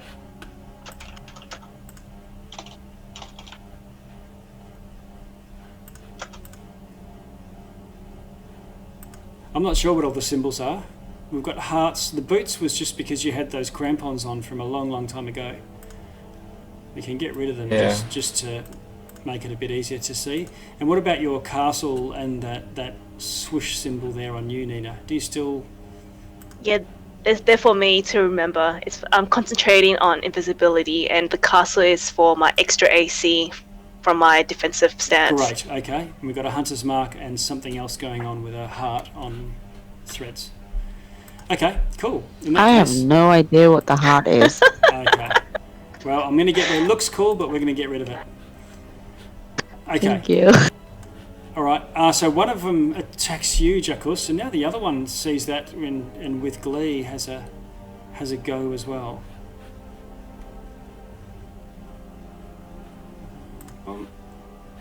But he misses. Armor class 4. Whoosh. Okay. This guy to the north near Moltel, he's webbed. Does he take damage now? In his turn with the chains, Moltel? Yes. Okay, roll At your the start of his turn. So yeah. Roll your damage. 5 fire damage. Okay, so he takes his 5, and then at the end of his turn, he tries to escape it. He can also try and attack with disadvantages as well.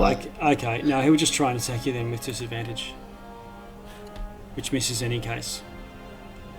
Oh, what armor class? And now saving throw. 12. Huh? He hits armor class 16. Does that hit you? Nah. Okay. Yep. All right. So saving throw. Well, I'd already rolled his saving throw, so he failed that. I just did them in the reverse order. Okay. Cool. In that case, he does nothing. They have done.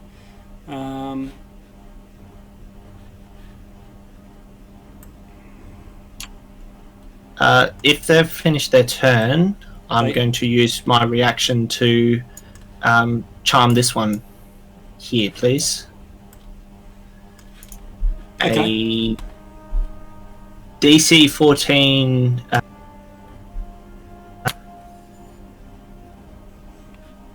Who are you trying to charm?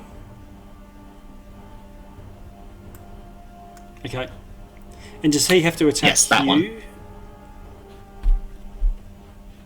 No, this is a reaction.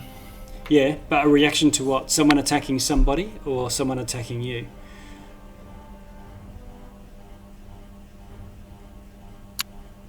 When a creature you can see ends its turn within 30 feet of you, you can use your reaction to force the creature to make a wisdom saving throw. Ah, okay. Unless the save succeeds, the creature is charmed by you for 1 minute. Okie doke. And what does he need to roll? What's the target number? While charmed this way, the DC 14 wisdom save, please. Okay, he fails it, and so he's standing there slack-jawed looking at you.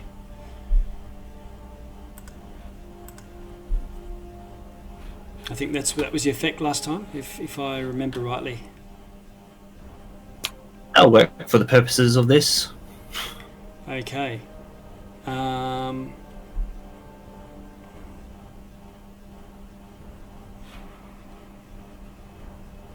Nina. Nina seeing the dwarf in front of her go a little limp in the Yes, mouth. Yes. Does she know that he's charmed? Like, would she be able to tell that he's charmed? Well, you know he's standing there staring at Moltel. So Oh, charmed it is not real. Charmed is the D&D rule mechanic for his state, but it's not like he's just gone. He's standing there. His arms are now down by his side. He's still defensive, but he's not. He's failing to act. Oh, she doesn't know that Motel can do this. She's gonna use it as an opportunity to attack. Yeah, you've seen continue her Moltel do this attack. before. Yeah, you've seen him do this before. Oh, I have? Yeah. Okay. If that's the case, I'll be like, okay. I'll move on to the next dwarf. So she'll squeeze past Jacuz Okay. to attack the dwarf to the south of her, and Okay. she'll slash him with her short sword All right. for an 11 to hit. Oh, 11's a miss. And then she'll take her offhand and she'll slash him with her offhand with a 24 to Oh, the hit. 24 hits. And then she's going to use a bardic inspiration to add extra damage. She'll add an extra of 8, so altogether she just did 13 damage to the dwarf. Okay. So you, And you slide in, do a feint with the first attack. He dodges out of the way and straight into the second attack, killing him. great. If then she'll to move Jacuz, move the Jacuz. She's done how much movement points would she have now? You've only moved 10 foot, so you've still got Okay, 20 feet. great. Now that the doors are dead, Mhm. she will move past here. Can she move all the way down here by any chance? 1, 2, yes you can. But you're moving Okay. away out of range of a dwarf who would get a free strike on you. He's incapacitated though. Oh yeah, he's charmed. Oh. Oh yeah, he's ignoring you. Okay. Oh, I didn't know that. Great. And then she'll like tell the dwarves next to her, the two dwarves next to her, come and get me, Okay. Alright. you stinky little. And she'll say in Dwarvish. She'll be like, come and get me, ya old wrinkly short people. Oh no. Oh. Oh. Oh. She says to the giant dwarf I standing know, next to her. right? Okay. Sharpie.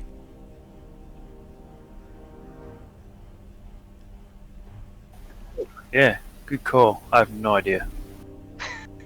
What are you going to do? I mean, ageist insults. Stones in glass houses, dear. Mm. Sharpie, what are you going to do? It's your turn. Sharp is going to give Jacuz a advantage to hit this guy. Okay. Alright. Jacuz, hit this guy. I'll trip him up. Thread. Okay. Thread's your turn. Again, Threads can't really see anything, so I'm gonna move into the room. Don't do it. Oh my god, it was a No, it's mistake. Am I now in here? Sorry, okay, because I couldn't see what's going on. Which one is charmed? Would I know by looking at well, them? not charmed. So rather than charmed, he's standing there slack-jawed, staring at Moltel. The other guy next to Moltel is chained in flames. The large and small dwarves down the very bottom are fine and attacking. But there's a large dwarf in your way. I'm gonna move my hunter's mark to this guy Okay, the top and one. attack him. All right, roll to hit. Yep.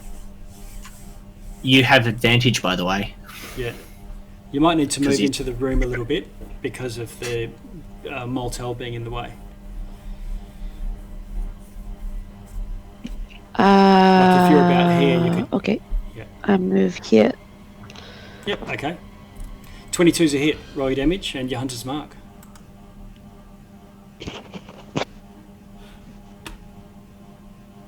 $12 damage. Okay. You decent hit. Takes him to within an inch of his life, but he's not killed from it. Is that with the hunter's mark? Oh yeah, it is. Second attack. Is that still with advantage? Yes, it is, because it's every attack because he's restrained. Yeah. So that's a crit. All right. Oh, so good. Oh, Okay. You finish him off with a natural 20. Boom, and he drops. All these dwarves Thank that you. drop, by the way, they return to their normal That's my size. turn. Okay. In that case, Jacuz. Jacuz will just like shout to Threads, awesome, and move over here to attack this dwarf. Okay, where you go. Roll to hit.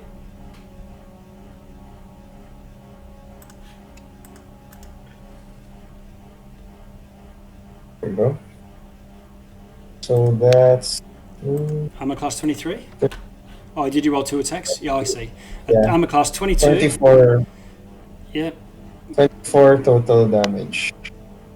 Okay. That's this guy in the corner here. 24. Almost kills him. Again, he's not quite you want to do fine. that? Yeah, that's my turn. Okay.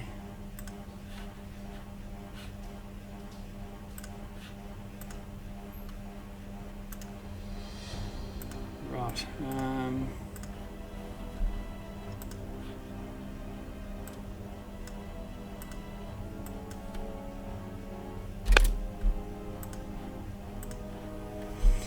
Okay, so that's Ash Louise. Back to the very top again.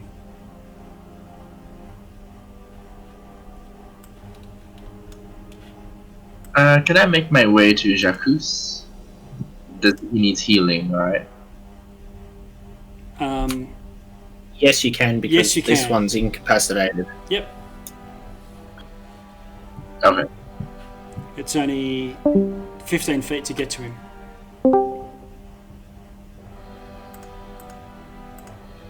I can't see where he is. Is he? He's down here. He's on your magical weapon, spiritual weapon. Oh, okay, yeah. I will use my healer kit move. I will just roll a 1d6.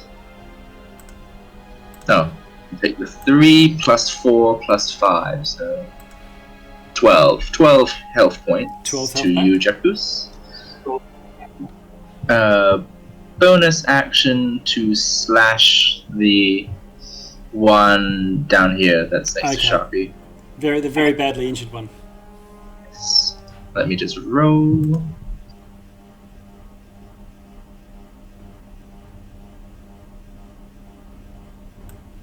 Oh, god damn it.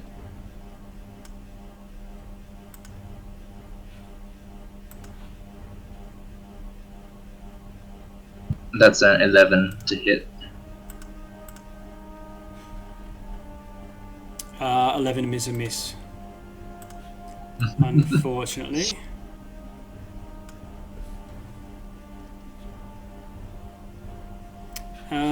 Which puts us up to Moltel. I'm going to do 2 attacks on the charmed one, or the Okay. incapacitated one. Okay.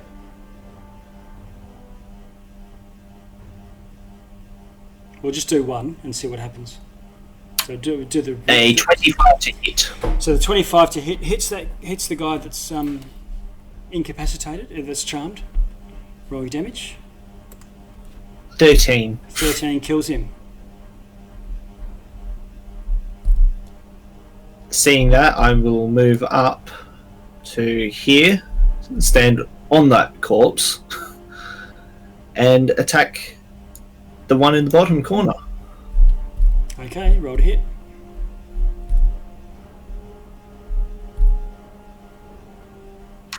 $21. 21's a hit. 12 damage. Okay. Alright, it's the dwarves' turn now. All those guys that are large are dead. And you see a torch floating along towards you, Moltel, with a bit of a slow clap, you know. And in Dwarven you hear this voice, "Oh, well done, yes, yes, indeed. Powerful interlopers." This guy down in the corner, while he's got his war pick ready, he seems to be given pause when this guy, when this voice comes from the doorway. It looks like they're trying to pause combat for negotiation.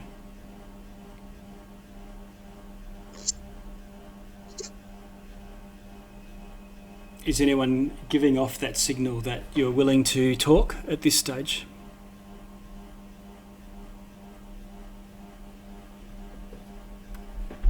I don't speak Dwarvish, so therefore I'm still at the ready. Yeah. I'll just translate. I can shout a translation and just say, well, I think he wants to surrender or negotiate. no Over fun, what? but okay. Negotiation over what? Negotiate about what? There's nothing to negotiate at this point. He starts to talk in a sort of broken common as he hears you talking to each other, and says, "Oh, well done. You're quite capable. You were permitted entrance into this domain, but we've been." My mistress has been looking for someone external.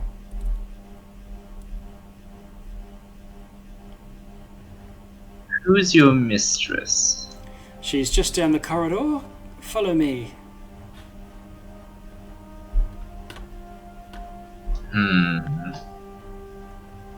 Threads follows. Can Nina like get an idea from his like body language or the way he talks? Is he really about negotiating? You can roll an insight roll if you like. To see if you can read him. That's his core purpose for insight. Okay. I'll roll an insight. Okay. Would I be able to roll an insight as well? Yeah, you can get when it's the by whole doing party. When's the whole party doing it? Big party one. Two people can in the party, or one person of advantage, just like a survival or one of those others. So Moltel, you're right there in his face if you want to size him up. 17 on my insight. Okay. You have advantage on your insight. Oh. One of my giant runes. Oh wow. Okay. Wow. Very good. Okay, so you think he's you get the feel that he's very cagey around you and clearly feels that you're a threat. He doesn't really you get a feeling that he doesn't really want to be this close, but he's had to come this close to be able to talk to you from down the passage because most of you are around the corner. But it looks like he is genuinely inviting you to come and parley. If that's the case, I'll like to shrink down and put my glaive in a just carry it. Not so threatening manner. Then. Okay. Can Threads pick up her arrows? Just casually? Yeah, so you sort of wander around the room, casually plucking out arrows and wiping them on the cloaks of these dwarves, and you recover half of the arrows that you've shot. Jackus will also get back his javelins. Yeah, okay, so you go and retrieve your 2 javelins you threw. And loot any of the guys we killed. He says, don't worry about that for now. There's far more rewards, potentially. We should move. Sharpie is going to sneak down the corridor. Okay, can you just do a stealth roll? With advantage, you're... Can I call ice inside this area? 25. Yeah, you can. Okay, thanks, Sharpie. Okay, so... has Dawn come flying in at any point? Yes, so I assume Dawn's with you from the start of this. Because it took you a while to come here. Yeah, no worries. How many... Oh, yeah, there we go. Okay, so this guy leads you along. He becomes visible.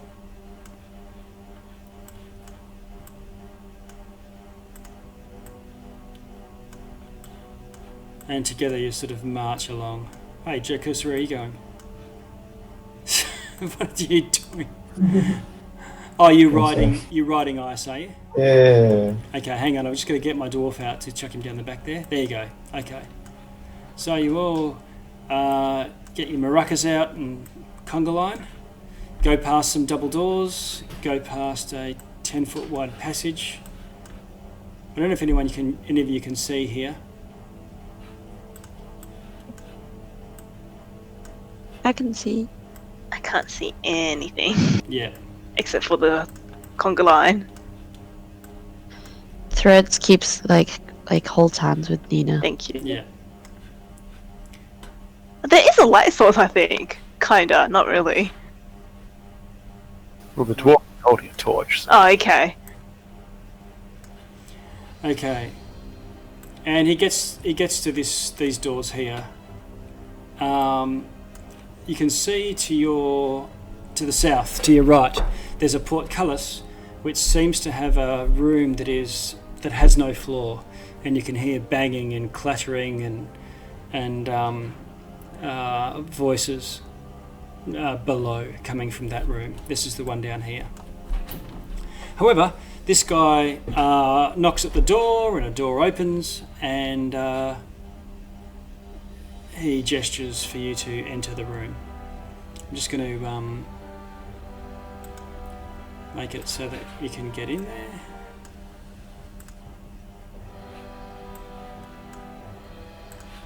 Okay.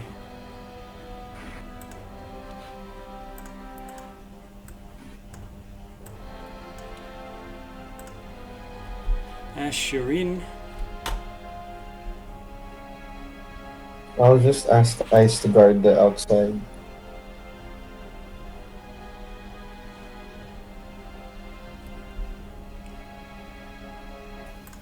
Sharpie's going to stay outside, or just ping the other guys telepathically. Just let me know, you guys, if you need help. I'll look around outside while they're Are we distracted. going north or south?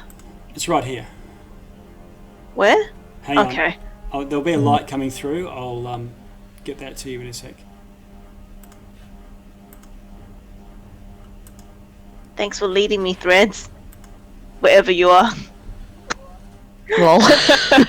Oh, there's Dawn. Hi, Dawn. Okay, so there's a lantern, Yeah, I'm, like, right a next to you. lantern in this room issuing light.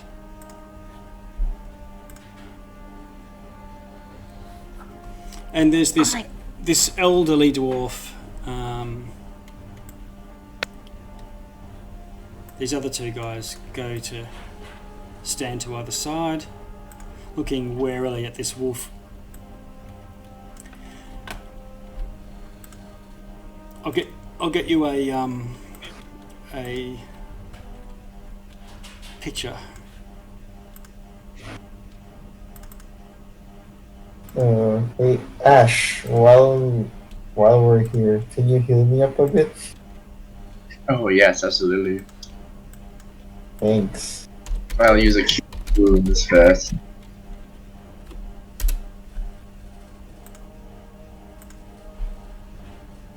Or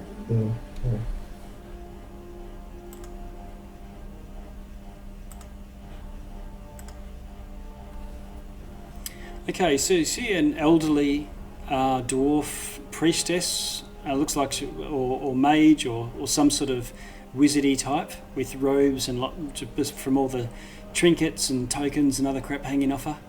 She's got a walking stick, and she's got a what looks like a very small dragon made of the same purple stone that you saw of the chatelaine, the same token that Nina's got on her neck. And she says, I've heard we had some interlopers.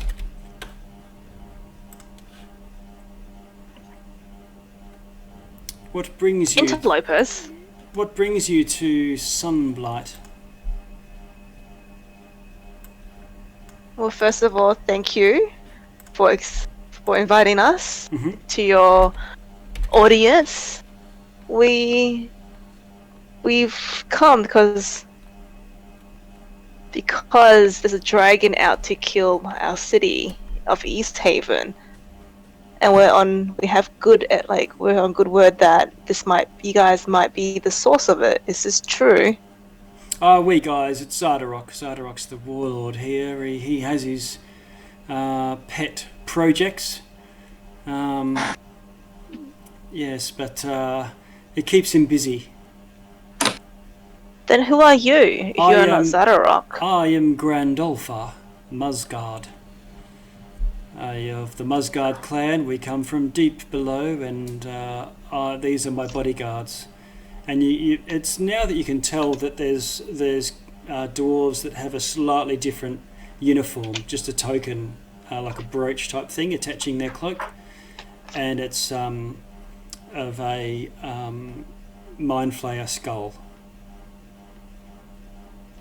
It's a metal badge, and it's does different. that mean anything? It's different to what the other guards had as theirs. Okay. Yeah.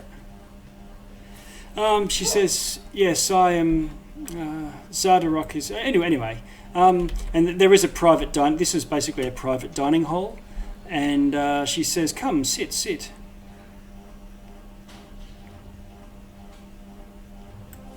And Nina takes a seat. and offers. I will take a seat. Yeah.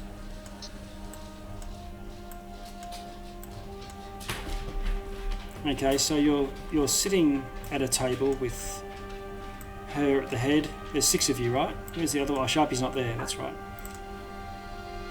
Sharpie is investigating the other doors and stuff. Yeah. Okay. Trying not to make him lose, but Okay. do that after. All right. So she says, so there's 3 braziers heaped with glowing hot coals. She says, this damnable cold here, it gets into your bones.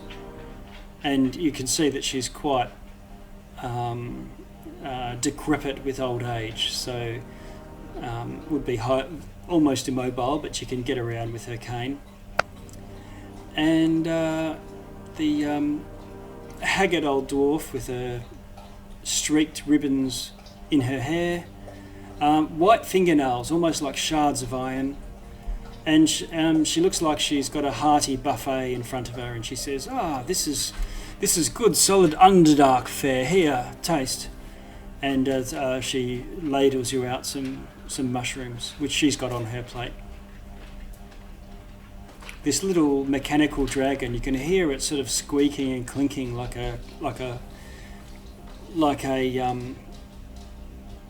the pistons and workings of some sort of mechanical thing within its otherwise smooth, shiny, black surface. The 3 other dwarves look like they're, while they've got armour on, they've also got aprons on, and they are busy cooking at a stove. These are my cooks, and you get a pretty obvious sense that they're more than cooks, like Steven Seagal.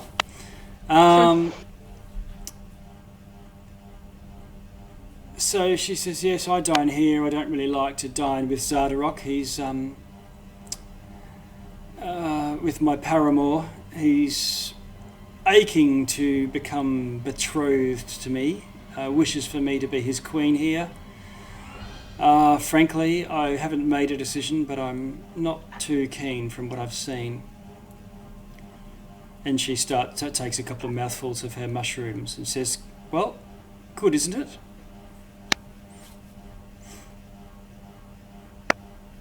You'll have to excuse me for not eating at the moment. We've just trespassed into your castle, killed some of your men, or some men. Not my men. You haven't touched any of my men. My men are on strict orders.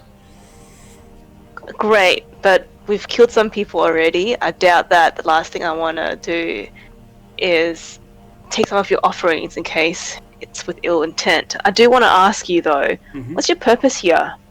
What are you doing up here in Zardarok's castle, in the Sunblight?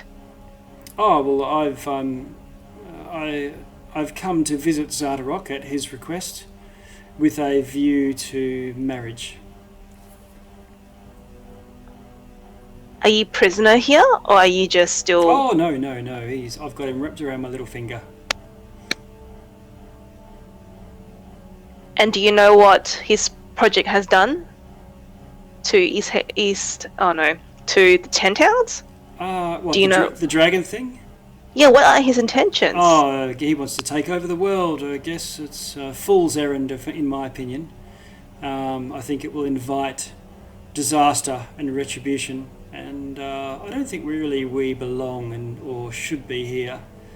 There's no decent mushrooms, none of the foods and comforts that we or protections as well that we would otherwise get deeper below. Then are you... Thread, Sorry, go Threads.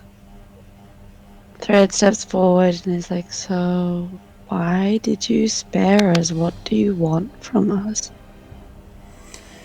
Well, I've been looking for an avenue to rid myself of Zardarok, possibly, but I can't do that myself. I have managed to sway many of his folk to my own cause. He's been behaving very erratically. He's currently down near the forge, torturing his own second lieutenant, believing that he's turned on him. I believe he's truly loyal, and this is again the insanity that comes with messing with that damnable purple stone. He wears it as a crown, and it's addled his brain. So you want us to get rid of him? Oh, if you were to get rid of him, that would be the best outcome for me. I can't just... What is the outcome that you are looking for? The outcome I'm looking for is to have Zardarok gone, and I take over this fortress, and just leave it as a defense, if you like, to prevent others from the surface world invading us deep below. But we have no... So you have no interest in the surface world? No. What are your plans if we were to help you? And what will you do? What are your plans with the dragon that's loose at the moment? If we were to help you.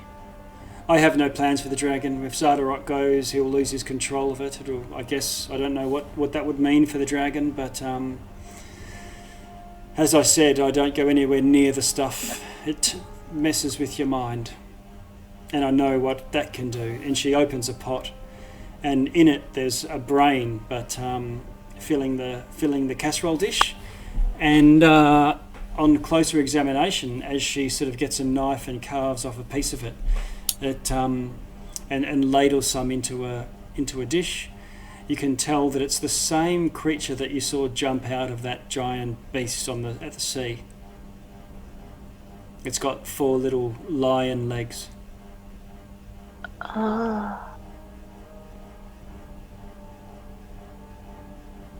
What is that? That is an intellect devourer. They are nasty little beasts when they're alive, but they have the ability to attack you psychically and reduce your mind to mush, at least not physically, of course, just with mental damage. But after they've done that, they have an ability to magically teleport themselves and replace your brain with them, and they use you as their own little private meat robot. Do you think maybe Zardarok has... Well, you're saying the Shardolins are doing this to him. How do you know? How do you know that there might not be an intellect devourer in his head? Oh, I have mind masters within my entourage, and they assure me of any. They would know of any psychic influence. Nina offers her bowl to Grandolpha, and she'll be like, "I'll have some." Oh, fabulous, fabulous. Wow. And she spoons you up some intellect devourer with a side order of mushrooms.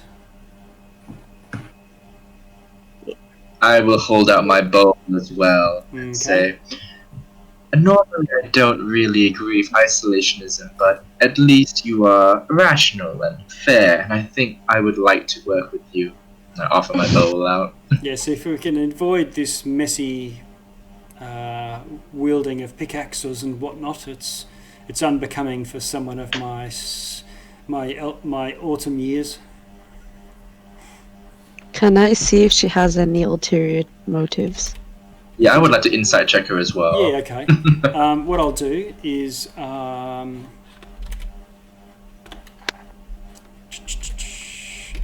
are we? What is your insight plus? I think what I'll need to do. Otherwise, it's too Plus revealing. 6. +6. Whoa!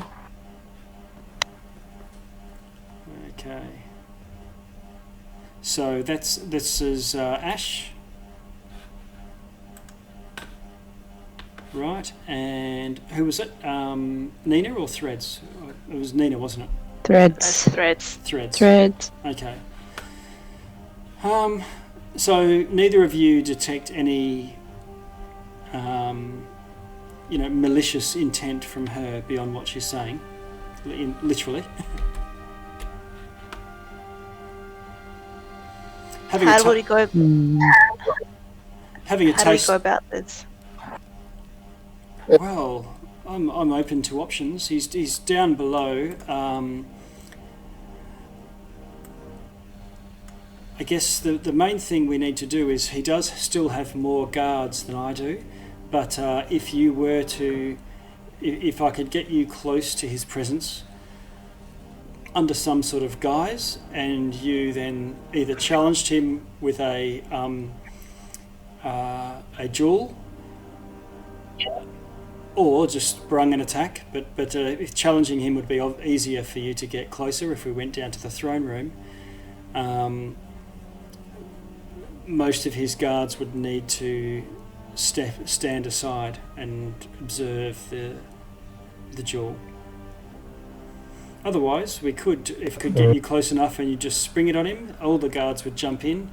But if you can sway the battle in your favour, my guards would then be alongside the others, Red Wedding style, to keep the others to jump in on and we'd have a grand melee. Would he ever allow you alone with him if you were to request that? I don't think so. I think he's too suspicious. As I said, he's busy torturing to death his own trusted guards. It's unlikely.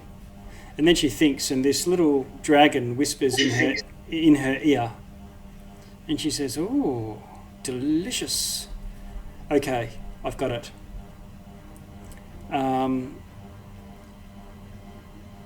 We will.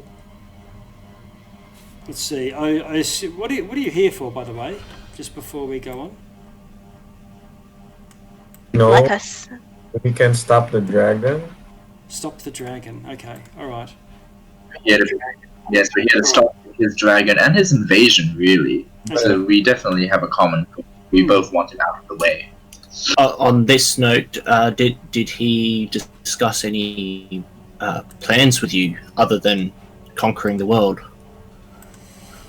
I believe the intent was to release this dragon on 10 towns and let it go so that it can attack a town a day, spiralling in towards the centre, destroying all the smaller towns first, and then the larger ones, finally finishing off the big one in the middle there. He has spies within each of the towns, remaining invisible or hidden, and when the dragon attacks, they will choose that point to backstab any powerful contenders attacking the dragon. So that the only ones who actually manage to attack the dragon are trivial, menial peasants or soldiers. Captains and the like would be targeted and assassinated before they got a chance to come into melee range with the dragon. Is there a way to stop it from here? Or do we just need to destroy it out there? She doesn't know enough about the workings of it. That's all his pet. But Yes, so what I'm thinking is there is a prison area through the forge below on the same level where Zardarok is. And possibly we could take you into pretend custody and arrange a breakout from the prison so that there's minimal guards. I can have my guards arrange for my guards to be the ones guarding. And then if you were to strike to the west from that area, that would get you into Zardarok's personal treasure room, and you could loot it. I have no interest in that. And then obviously that'll bring Zardarok in, and we could have that'll get you close to Zardarok, but armed, and it'll be sure to draw him in.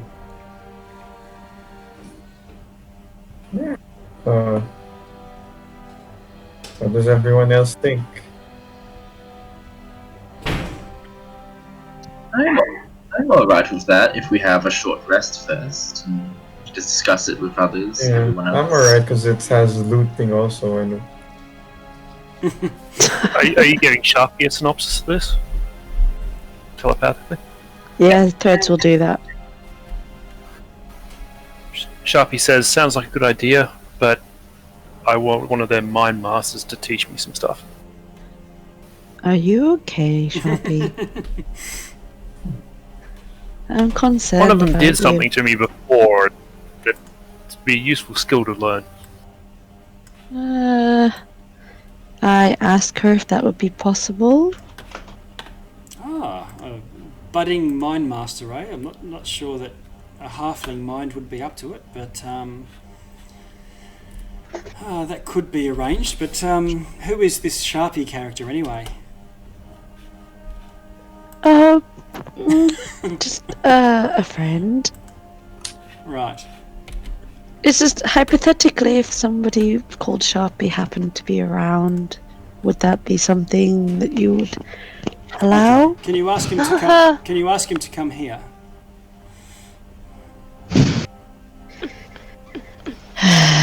Okay, so Threads telepathically asks Sharpie to come here. What has Sharpie seen with the neighbouring rooms? Okay, so And I assume nothing's come in or around during this time. no, it hasn't.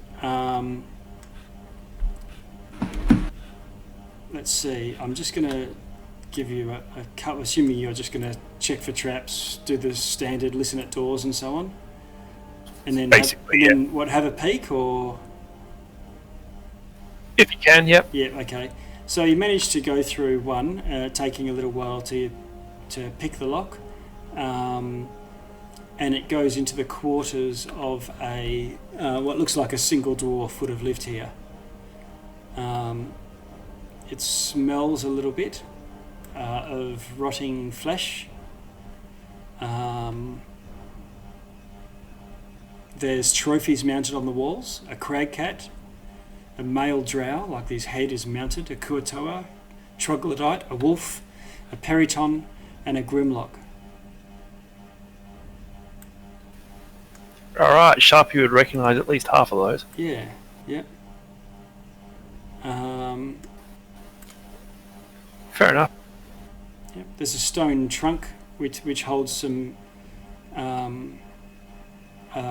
just general belongings, like a pipe or a drinking horn, piece of leather with a sketch of a dwarven matron of some sort with a very stern visage. Can you read Dwarven? Nope. Okay. Let's see. Yeah, that's about it. Can you do an investigation for this room?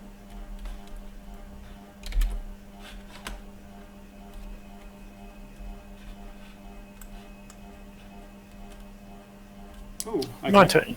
Okay, so you think that this is the room of Nildar Sunblight, one of the sons that you captured. Huh. Very interesting. Yeah. Alright. Sharpie will come back since nobody else has turned up. and sneak into the room. Okay. She says, "Come on, show yourself." Nina? Don't be shy.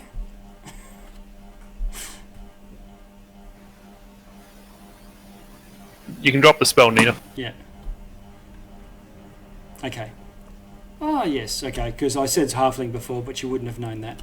But she rolled a natural 20 with her insight, so the gig was up. Right, yes, what was I saying? Where were we? Killing my fiancée.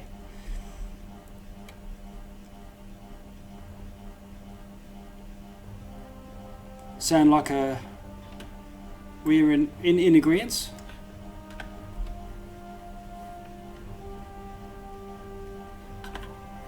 Do you have anywhere where we can rest for an hour? What we'll do is we'll take you down to the cells, and you can rest in there. That'll give you enough time to recuperate or gather your resolve or whatnot. I know you'll probably won't want to trust, us in locking you up and suddenly we've got you captured. No one would be that stupid. So I'll have one of my guards demonstrate that the key works, and I will give you the key. So while your weapons and things will be outside the room in your sight, you'll be able to unlock the doors yourselves.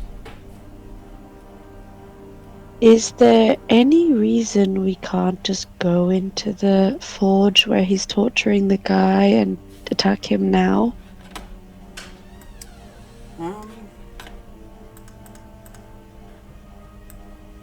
I guess we could. Well, you could. I'd be a bit wary of doing that until I could see that you're capable enough of taking him out. I saw. Can you give us an idea of the numbers of guards? This is the problem with the forge room: is that there are many guards with a train on the place.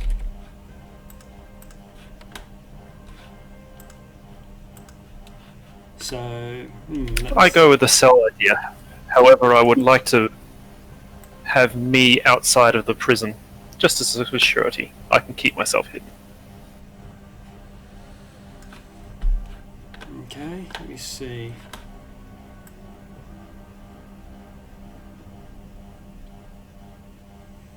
$33.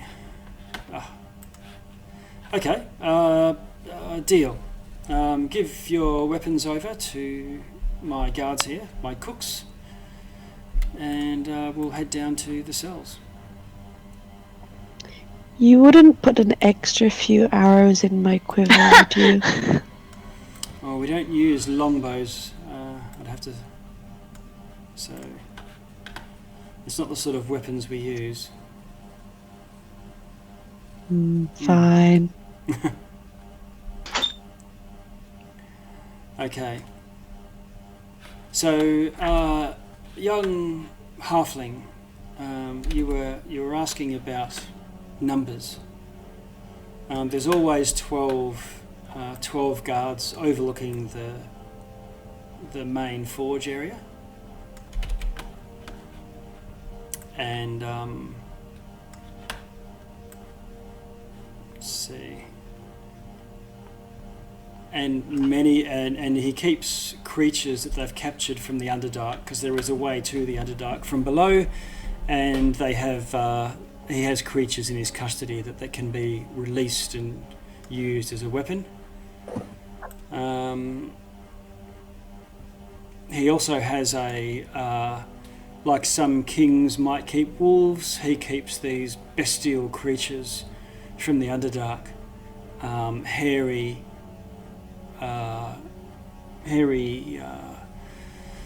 bipeds that often get around on all fours. Sort of like a yeti, but not. Any specific not colditude. unities or vulnerabilities of these creatures? Let me think. They're immune to poison, so they're generally.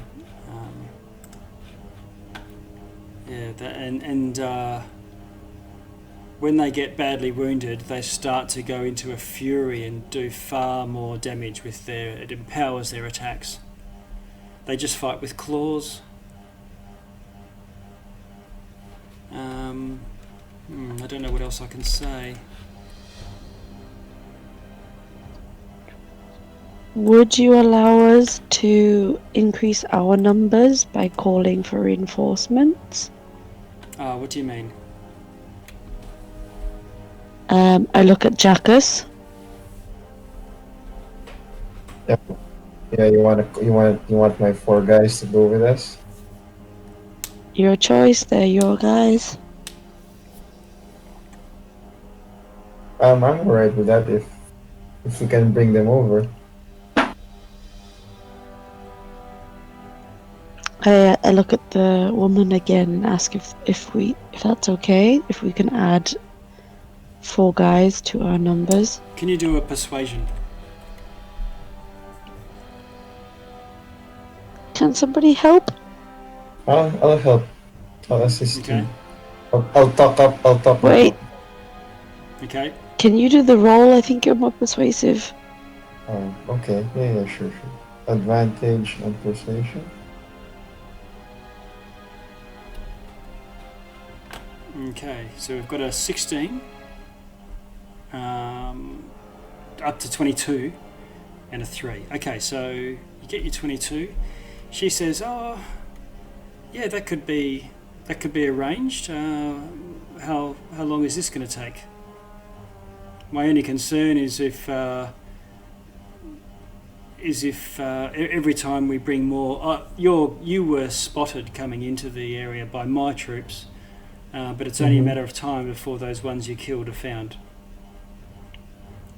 Well, we don't actually know how far away they are from us right now.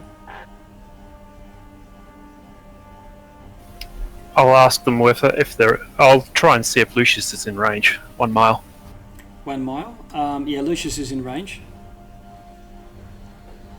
Now ask Lucius, where did you guys bunk down? We're not too far away. A little bit further away from where we stopped, within sight of the fortress. But we're sort of down the valley and across on the other side, so that we can see creatures moving across the pathway. I'll pass that to Jackus. Alright, I'll talk to Grandolpha. If you can send out some of your men for like a pretend scouting party, we'll tell our guys to go with your guys so we can bring them over to us. Okay.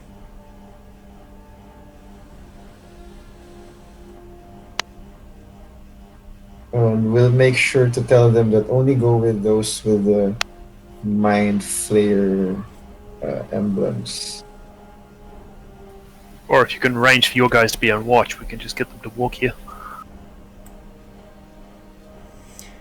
Yes, They're not as quiet as we are, though. if it's immediate, we can that can be arranged because there's no one on guard currently. My 2 troops were the ones on watch. Yeah, send them over then. Sharply. Tell them to come. I'll tell Lucius we may have a deal with one of the Duergar, and it seems to be pretty good. But the big fight in the end might need your help. Okay. Get your guys up the staircase as fast as you can. Okay. We'll have the doors open for you. I'll tell Lucius to choose two of the best guys. Leave 2. Don't bring everyone. Okay, which 2 do you want? Yeah, the wizard and the crossbow guy. Okay, I'll pass that on. Okay. All right. He says, "Okay, we'll do as you command. Just bear in mind that these are guards, not adventurers. So Sure. he would hate to just throw their lives away when you are all clearly more powerful, more capable than them. Don't expend your most loyal followers as a meat shield." Yeah, that's right. Just 2 of them, or maybe not Lucius. Just The crossbow and one Okay. fighter. Okay. Sorry. Yeah. All right. So, Sharpie, how long's the mine? 6 hours, wasn't it?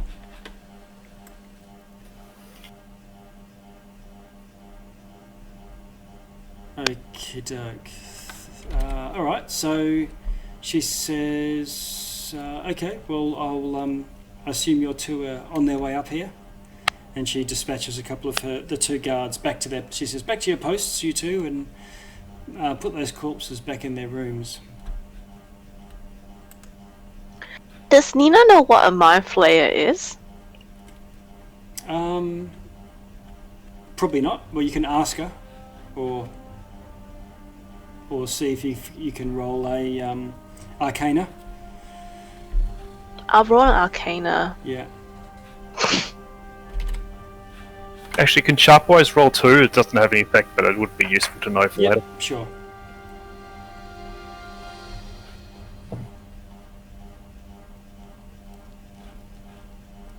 Yeah. Okay. Sharpwise doesn't say anything now. Yeah. Okay. Yeah, Nina, you get an idea that there are mental dudes, mental attackers. That's about it. If I get the idea that I want to ask her what's her thing with intellect devourers and mind flayers. What's her? No real What's the deal with relationship. them? No real relationship, other than that they have similar abilities, but their intellect devourers are just wild psychic hunters of the Underdark, whereas mind flayers are a race of highly intelligent humanoids. But what's it to her though? Why does she seem to take a liking to them? Oh, they're delicious. Well, oh, okay. Well, I understand then. She takes a bite of the intellect devourer. Yeah, they're delicious. We might be having Mind Flayer at some stage. The Zardarok's got one downstairs in his prison. Oh, I don't know what that is. Okay, I'm sorry. Okay, it's just 10:30. Can we take 5 minutes and I want to grab a coffee? Sure. Okay.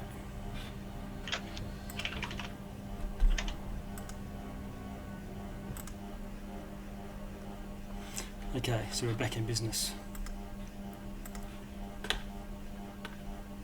Alright, so if I just bundle up, there's Grandolpha herself. The cooks will stay here. It'll be untoward to have cooks escort prisoners. She points to Ice, the wolf, and says, this beast may be a bit of a problem. It smells of celestial, and it's possible that I can't get it taken as a prisoner. It would normally just be slain. Alright. I'll tell Ice to. Can I ask Ice to go back to go with his name? Yep. Okay. So Ice will lope off out the doors and back down the thing, whatever it was. And where do we see your buddies? I think they were in the crossroads, attached to with the sleds and so on. So yeah, okay. So copy. Let's bring them in. Again, they'll probably be enormous, and we'll see what happens. Right, so back in here. Yeah.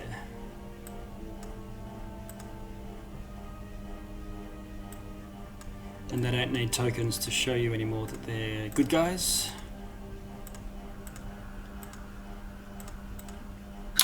They would have also regained some health too. One hot. So, what are the names of these two with us right now? Volstagg and Manfred. Vostag and Manfred. Okay. Can you not see the... Oh yeah, okay. Is that... save? Can you see that now? Yep. Yep. Cool. Can you see both of them? Alright, so... Manfred. Yeah.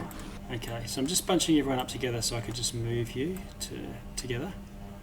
Before we go, DM, can I Yes. quickly ask, was there a link between the little mini Shadowland dragon in front of us? Like, what can we find out about that little one? Are you asking Grandolpha? Yes. Yep.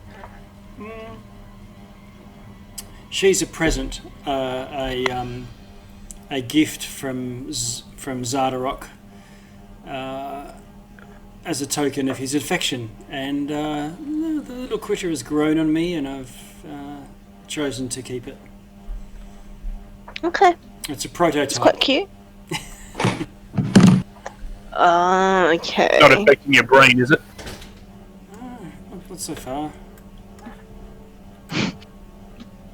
Now, is this, as we map areas, is this now showing the map grow for you? Yep. So you're able to trace your way out? Yes, Trying to yes, do it's it- working. Okay, great. So what you do is you go through here, and a door opens up to a lift, and that lift, then there's some sort of winch or mechanism and a signal, and you go beneath. So now I'm just going to move you down to the next floor, which is on the same.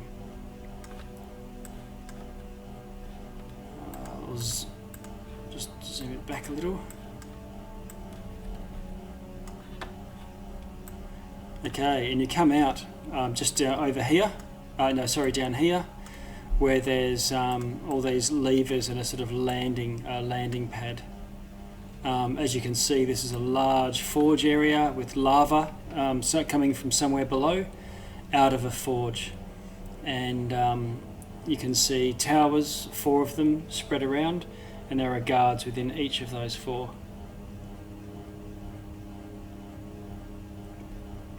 The double doors to the northwest over here, they're barred from the inside. And arrow slits face outwards. You see these arrow slits here to your left?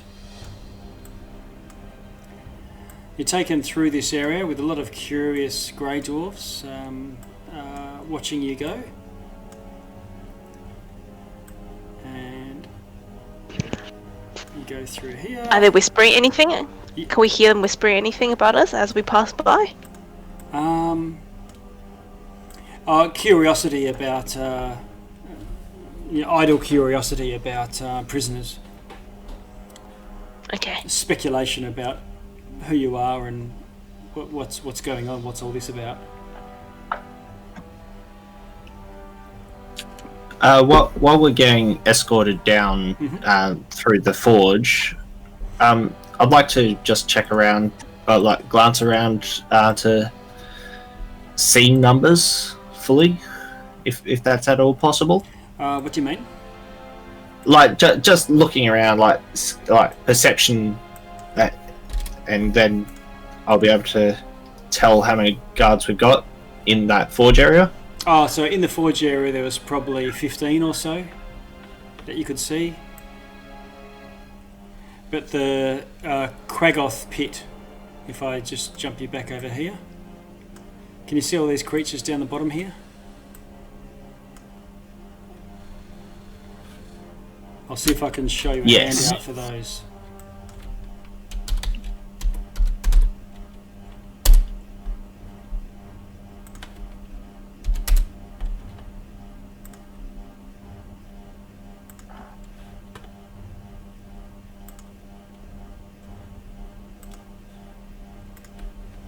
Okay.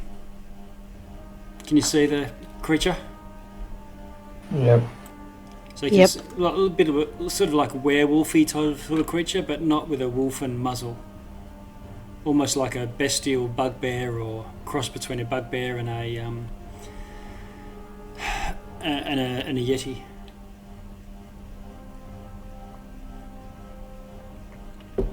They can stand on two legs and walk on them, but more like an ape can. They generally get around on all four legs. Okay, back to where we were. Alright, so go through double doors into where there's a crossroads. To the north, it sounds like there's a significant sized barracks. You can hear lots going on up there.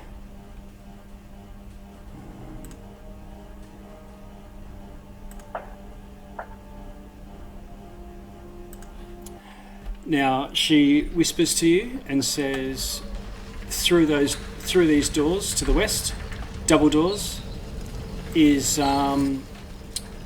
leads to the chambers which you're looking to loot. And she gives you a bit of a wink. Over here? Yes, here. Okay. Alright. And then you go south and you can see there's now a passage that leads through to some stairs going up, probably to one of those towers. You come to a crossroads, and she says this way leads to where is it? This one way leads to guest chambers. Of course, we're not going there. The other way will lead to where we're taking you. I'll scroll in here.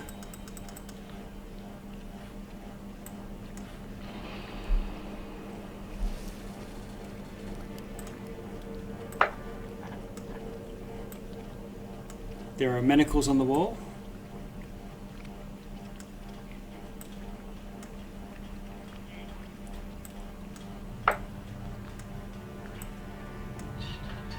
There's another dwarf hanging on the wall next to you.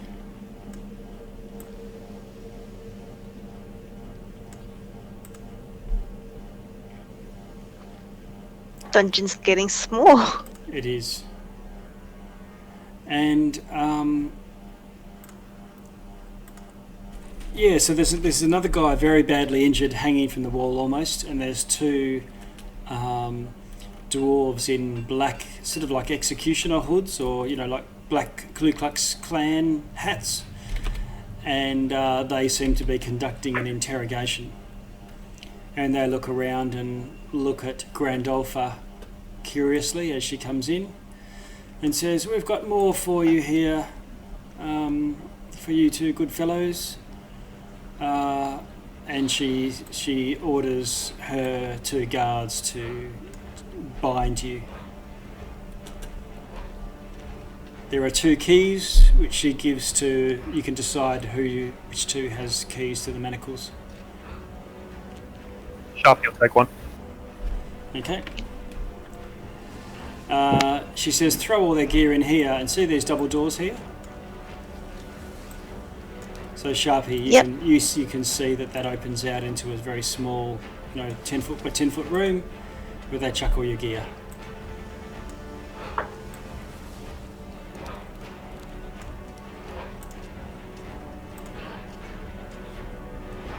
Okay. She departs. Before she goes, I want to make sure have a good look at her and her guards. Mm-hmm. Yep. I just want to remember what they look like Mm. and what they had on them. Okay. They're wearing the same gear, war pick, shield and splint armor, but you can tell that they've got different cloaks to these two guys that are in the room with you now.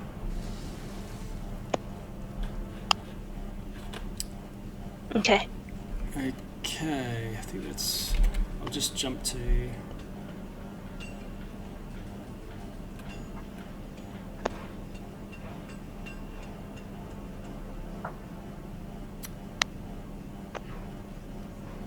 Right, so this room. Again, braziers of glowing hot coals heat and light the room. So you can see within this room from the light of things. What I've done for simplicity, Nina, is I've just put you as generating light. Oh, yes, sir. Yep, that's fine. The dwarves don't just walk around in darkness, they use torches to get around, or lanterns as they move around. It still benefits them to be able to have dim light to see. The walls of this room are lined with iron sarcophagi standing on their end, and a duergar is shackled to a chair. Her flesh is covered with blisters, and this pair of hooded duergar got iron rods in the fire. Looks like grim activities have been going on. Also in chains on the wall amongst you, let's see, is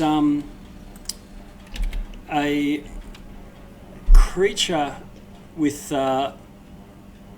human-sized arms and legs, manacled, but it looks like it's got these purpley skin and no ears, no nose to speak of, and it's just got a horrible series of wounds on its face, and it looks at you with these milky white eyes as you come in.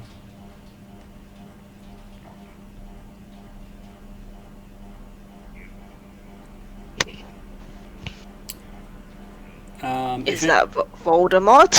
Yeah, it looks very Voldemort-y. Anyone with Arcana can have an Arcana roll at this stage. Or if you've got proficiency... I'll go. Yep, okay. Nope. What'd you get? 7? 7. No, okay.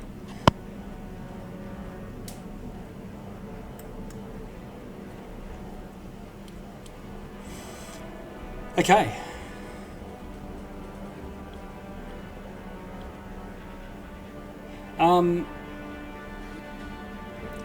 You guys, while you are chained up, you're not sort of hanging off the wall. You're sort of more like prisoners leaning down against the wall, as they do in some medieval dungeons, as if you might be here for days. And eventually, these two guys give up on whatever it is that they were doing and move off. Oh, so could we have taken a short rest? Yeah, so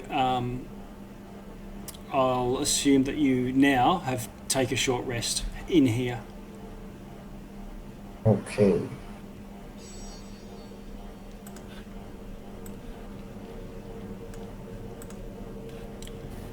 Sharpie will undo its manacles and start undoing everyone else's. Okay.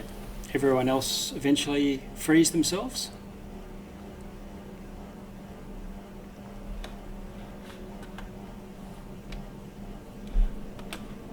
What do you want to do now? In this room, there's other prisoners? Two prisoners. A dwarf and this Voldemort guy.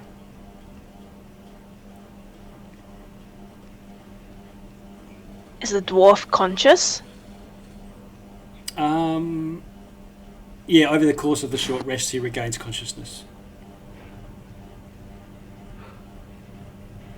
As he regains consciousness, Nina will help him prop up, Okay. and give him some water and ask him, "What are you doing in here for?"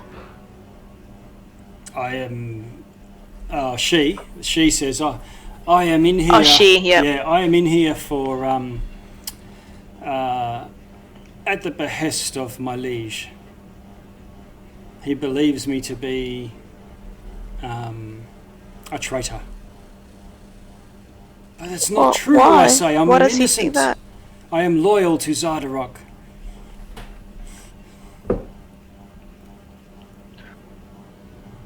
What did he think that you betrayed him for? Betrayed him with? He's just mistaken.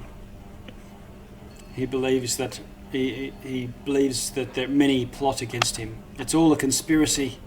The media, big tech. Fake. The It's judiciary. all the shots and signals. Yeah, the judiciary. Rigged. It's all rigged. It's all rigged. Everyone's out to get him, is what he keeps saying. Would you want him to be fixed? We have the power to help him. Oh. Okay. Your leader Zodorok. Okay, can you do a persuasion? Deception? Deception, yeah, okay. Oof. If you could ease the mental anguish of my king, that would be incredible. For all of us. Yes. We've actually come just for that. We're on a secret mission to help your king. Ah, But great. you have to keep it quiet. We're gonna help your king and make sure he comes out alive and well, and he'll have his mind back. But I would need your help, friend. How can you help us try and find your king and maybe give us a idea of how to defeat or how to help him get better? Oh shit, that slipped. He says I'm in no state to move, but maybe in a few days. No, And you don't have to move. You can tell that he's very badly injured and also exhausted. Was the room with our equipment unlocked? It unlocks with your key. Get dressed. Suit up. Wait. If we open the door, will they raise the alarm? Should we not knock these guys out if they are loyalists? No. This one's my friend. What's her name? I will find it for you. Oh, she has a real name. Okay. Yeah. We're gonna go help a king. She won't, but she Yeah. needs to keep quiet. She needs to keep quiet, but she knows we're here to help her king. No. But Alright. and Psychically booming voice. I cannot believe she fell for that. and this message back to you. I know, right? Okay. Where to from here? Sharpie will sneak out and have look around corners. Yep, no worries. You head out, look around. You can hear a ruckus coming from around the corner. Down this way. Alright. Peek around the corner. Yep. You can hear it at the end of the passage, at the limits of your vision, where you saw that there was that barracks. If you recall. Oh, yep.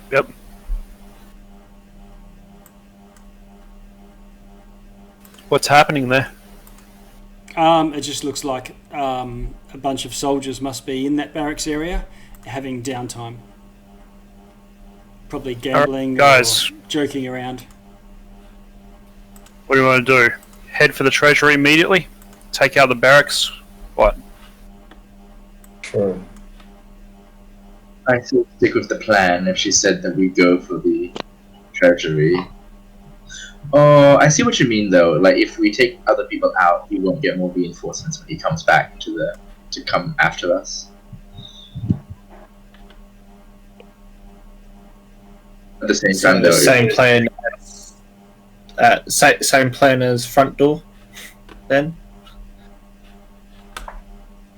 yeah, how do we leverage the element of surprise? Do we just rob his treasury now and then hope that he comes with only very few people? Can I ask the lady once? Like I know her name now. I'm assuming. Yep. Is there, aside from Zodorok, who's second in charge now? Is there anyone that's second in charge? Probably Nildar or Dearth. Has Nina met Dearth before? Yes. Or Milda? Yes. Oh, we captured him. Oh, it's that friend I made. Okay. You caught one. Okay. And you caught one and killed the other. Okay. The one hands you chopped off, I think.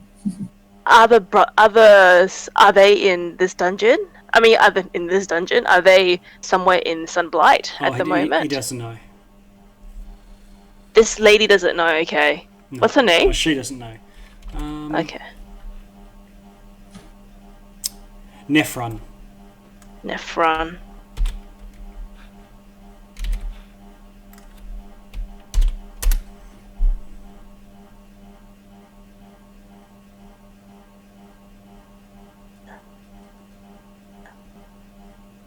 If we want to I think we should go around killing silently the guards first. Mm-hmm. Nina will lay out a plan. I've got a plan. I have a social power. I can disguise myself as anyone. I can. Yep. I can disguise myself as Zerth because I've met him, and I can speak Dwarvish. Let me lure them out. The guards on the towers that we passed, the towers that we saw in the metal pit. I mean the work area. Yeah. And I can lure each of them out as an order, and we can kill them off one by one. That way we can whittle down the security. So you can. Seems okay. What about the guys in the barracks? Wait, isn't that the guy in the barracks? I'm talking about the guy in the barracks. Like the barracks are just directly northwest of us. Isn't that the barrack? Yep. That is. So that's what I'm saying. So I'll go out. The guys on the towers. Yeah, that's what I mean. The guys in the towers. I'll pull them. I'll be change shift. Yeah, no. Go. So, are you talking about the guys in the barracks or the guys in the towers? That's what I was asking. Oh, where are the barracks? Barracks are up here. When I ping on your map, far to the north. Ah, okay. Almost equal. When you went through those big double doors, straight ahead was the treasure area. To the left, which is north, is the barracks, and to the south goes to the guest quarters and the torture of special guests area. So why don't we just take out the guard's house as we go along to the barracks? Yep, we can do it quietly enough. I'm good for that. I can lure two of them. I just be like, I need your help to torture people in this torture room that we're in, and we'll ambush them in this room. What do you? Sounds good to me. Fine. Give it a shot. Oh, okay. I'm down. Should we For that then. Okay. If that's the case, I'm gonna use disguise. You might have to kill your friend Nephron because she's going to have problems with you killing your other droid. Knock him out. Just knock her out first. Yeah, solid plan. Nina, you hear a voice in your head, then- another similar to Sharpie's. You know how he contacts you, Yes. and you hear this this whisper in your head. It just says, "Release me." Oh my. Okay.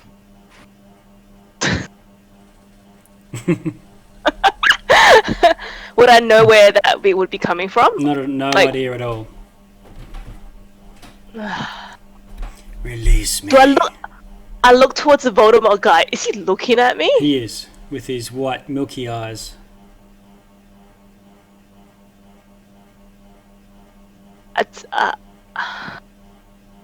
Guys, I think Voldemort wants to be free. Can I talk to Voldemort? Can I talk to Voldemort? Just leave it there, let us do our stuff, then we can come back and deal with it. But maybe maybe he can do this stuff for us, yeah. Plan's complicated enough I got already. to Voldemort. Okay. Who are you? What are you? Who are you? What are you in here this for? Why are you here? Oh my god, what are you in? What are you in for? We're all prisoners here. You hear it. My name is Thrasol. I repeat that to everybody. Nice to meet you, Thrussell. We are the Frosty Few, and I'll wipe my forehead. Okay. Why are you here? Why do they fear you? Why are you chained up? For their king's pleasure. If I release you, what will you do? I will leave this place until I can exact retribution. Did he say he'll leave this place? Mm. This guy's not useful. He's not going to kill the king. What? He wants to leave this place. He didn't. Yeah, that's what you heard him say. But thinking, questioning yourself, he didn't say place. He said plane. Slightly different. Ah.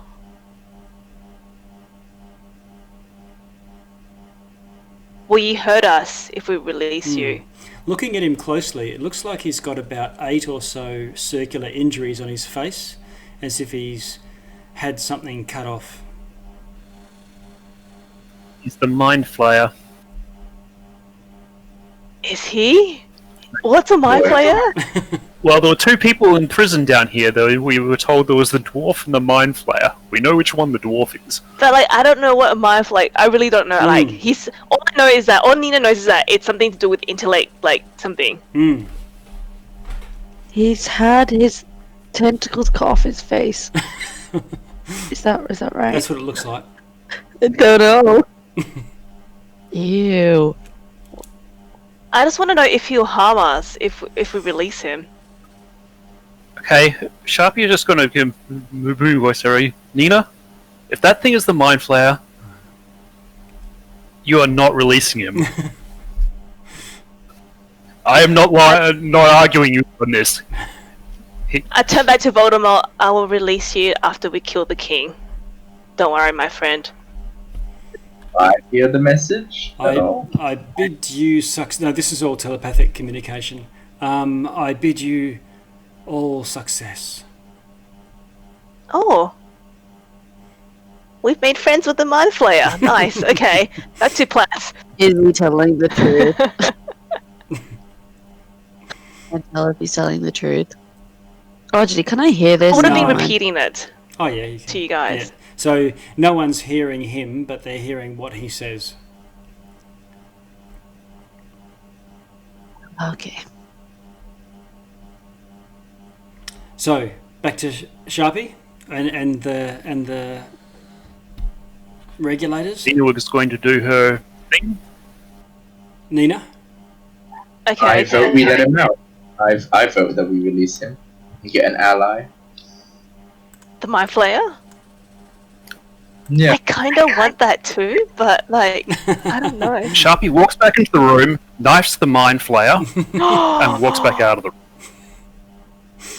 I told you I'm not arguing about this. He does not get released. He is now dead. Did you really kill him? Is he dead, DN? They tried to kill the Mind Flayer? I guess if you want to interpose yourself or try to stop Sharpie from doing that, you can try to beat him to initiative when he tries. I would definitely try. Yeah. Okay, so Can I try as well? yeah, you can just roll initiative because just like if someone tries to start a fight or walk up and try to punch someone, their mates might jump in the way, and he says, "I'm gonna kill you," can turn into that if your mates can jump in before you do it. So I'll just get Ash and Nina and Sharpie do your initiatives. So Nina, Sharpie, and Threads Ash. would support Sharpie. Yeah. Looks like there's going to be a scrum. Okay, so Nina, you get to step in front of Sharpie when he walks with purpose towards the Mind Flayer. Sharpie just walks around and still stabs him. I say, no, I'm trying to stop you. We won't release him. Just leave him be. Just let him be. He didn't do anything to anyone. Just let him be. Don't have to go off killing No, you people. don't have to kill. Nina, get out of the way. Well, I support Nina in this. Before we kill him, he could be useful. The person I who just said, I understand your want to let him concern. out. He is not getting let out. And Sharpie starts speaking out loud. Mm-hmm. He is not getting let out. Yes, he's not getting let out now. Just leave him be. Just leave We are him be. in the enemy's fortress. We're in the heart of this evil Durga's power. I would rather have this entire citadel uplined. I'd rather have the king online. I'd rather have the dragon destroying 10 towns than let this guy live. Why? What has he done to you? What's your vendetta against You him? remember, like, Mind Flare No? just taps his head? No? You remember what that thing was, right? His parasite was a juvenile mind flayer. Oh, the intellect devourer was a mini mind flayer. No, the parasite that was inside Sharpie for so long, the little slug. Oh, well, thing is, I didn't know this. No one knew this except for Sharpie. No, Yeah. we were all told this when we're in the town. Yeah, and you're right there. The priest. I think Nina's just. Yeah, Sharpie's going to say, that thing... When we visited the Fountain of Youth. Yeah. During that mission. Yeah. So Sharpie's trials over the last few months have all been due to a mind flayer infestation. Also, I think the seer, the ghost lady said that as well. Something to that effect. So, Nina, you getting out the way, or am I stabbing you in the leg? Sharpie, you are speaking from a place of trauma, and I think you need to... Ash, are you getting out of the way, or am I stabbing you in the leg? Look, but... Are you physically getting out of the way? No, I want to cast Calm I'll Emotion on Sharpie. It's a charisma 15. I can choose not to. I should choose to fail the saving throw, I believe. Yeah, you could. Yeah, Not you affects choose willing to. people. Yeah. You can allow someone to If you calm choose you down. to, then you... Yeah. All right. So No, I mean, I can choose to not armed. Huh? Oh, you can choose not to be. choose to resist, in which case you involve Yeah. casting a spell on you. Yeah. It's a hostile spell. No, you can choose to be calmed on purpose, or you Oh, okay. are All right. forcibly I thought it calmed. was the other way around. My Yeah. bad. What saving throw is it? Charisma. Okay. Okay. I put my hands on your shoulders and I calm you down with my magic. Okay. So You failed the save. What's the effect? It was 15. No, what's the effect? You've calmed down. yeah. I attempt No. I suppress your strong No, what's emotion, the- and then you become indifferent. So Sharpie, And I'm just like, Sharpie, just leave. So Sharpie, you still feel the hatred for the mind flayer, but I guess just more open to reason. The impetuous response to just even stabbing your friends just to get to this thing that's chained to the wall is not as strong. So just like when people Nina, I'm just going to say this, right? Yeah. I haven't seen you cast a spell, but casting spells on people, if you don't make a real good case for this, that is absolutely 100% no. Like, that is a really bad What? thing to do. I had initiative. That was my initiative. No, you can cast it, no problems, but it's just it is not a friendly thing unless you can really make a good case. Oh, well, once the spell fades in a minute's time, we may have issues. Yes, exactly. Just so you know that in advance. So basically, Sharpie at this point just shrugs, turns around, and walks back to his post here. Okay, well then let's go I don't know. on. Actually, I don't know if you realize that you have been charmed after that. For this, Well, I mean, it doesn't sound. it's one of those weird It things. is- I mean, it depends on the DM, and so I don't know how Anthony's running it. But either way, I mean, the hatred's going to come back at what. So Yes. Yeah. You are now no longer hostile, but yeah, in a minute's time, the hostility will return. I guess. Yep.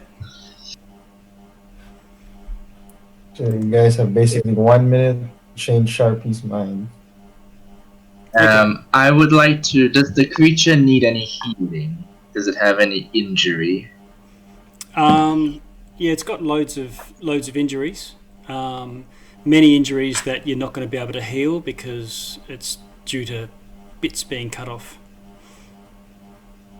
Oh yeah, I mean like, I suppose HP wise, does it have injuries? It doesn't. It's a bit hard to tell from its anatomy. It's definitely got injuries, but you're not sure how close it is. It's bleeding in any place or bruised, that kind of thing. Yeah. No, it's apply purple. my first aid. It's purple all over. These Sharpie, you're heading off, is that right? So the Jacuz Going back to the same post you were at before. So these two guys are following you out, assuming that that's where you're going now, and looking over at Jacuz for a bit of leadership. Wait, does see the characters, are they at full health or Yeah, not? yeah, they're at full health. Oh, okay. I will heal the mind. I think 10 I'm just plus his saying number. that, Okay. All right, so you do see a bit of bits that were purplish go a little bit less purple. What about you, Mortel and Threads and Jacuz? Are you heading through? Nino is waiting to hear. Threads is waiting to hear if Nino is going to do the disguising. Well, that was the Self-plan. plan. Yeah. Yep. So what is the spell that you cast? I haven't cast it yet, Okay. so I've seen Sharpie walk away. Yep. So I feel like he's dropped the subject, but I know my own spell. It's going to come back in a minute's time. Yeah. It doesn't specifically say, obviously it's down to the DM, that he realizes within a minute. Just means that the suppressed effect resumes. Yeah. I think It's whether not he like does. calm person where they're like, oh, I was Yeah. charmed. Yeah, So- actually, that is a good point. You mentioned that they didn't notice people getting her charming people before. Do I know that she's I made cast it very a spell? obvious. I definitely wouldn't have hidden that. Yeah, I think. I would have been like, calm down. So, I mean, in a minute's time, he'll know that you cast a spell on him. Yep. Yeah, I don't know. I'm more interested in progressing. Like, we've got about half hour left of gameplay, and whether we're going to move on tonight. For the purposes of the calm emotions, the effect of it is while Sharpie, started out, no, we shouldn't release him, and then got to, no, actually, it looks like you're going to release him. Actually, if you're going to release him, I'm going to go and kill him and sort it all out.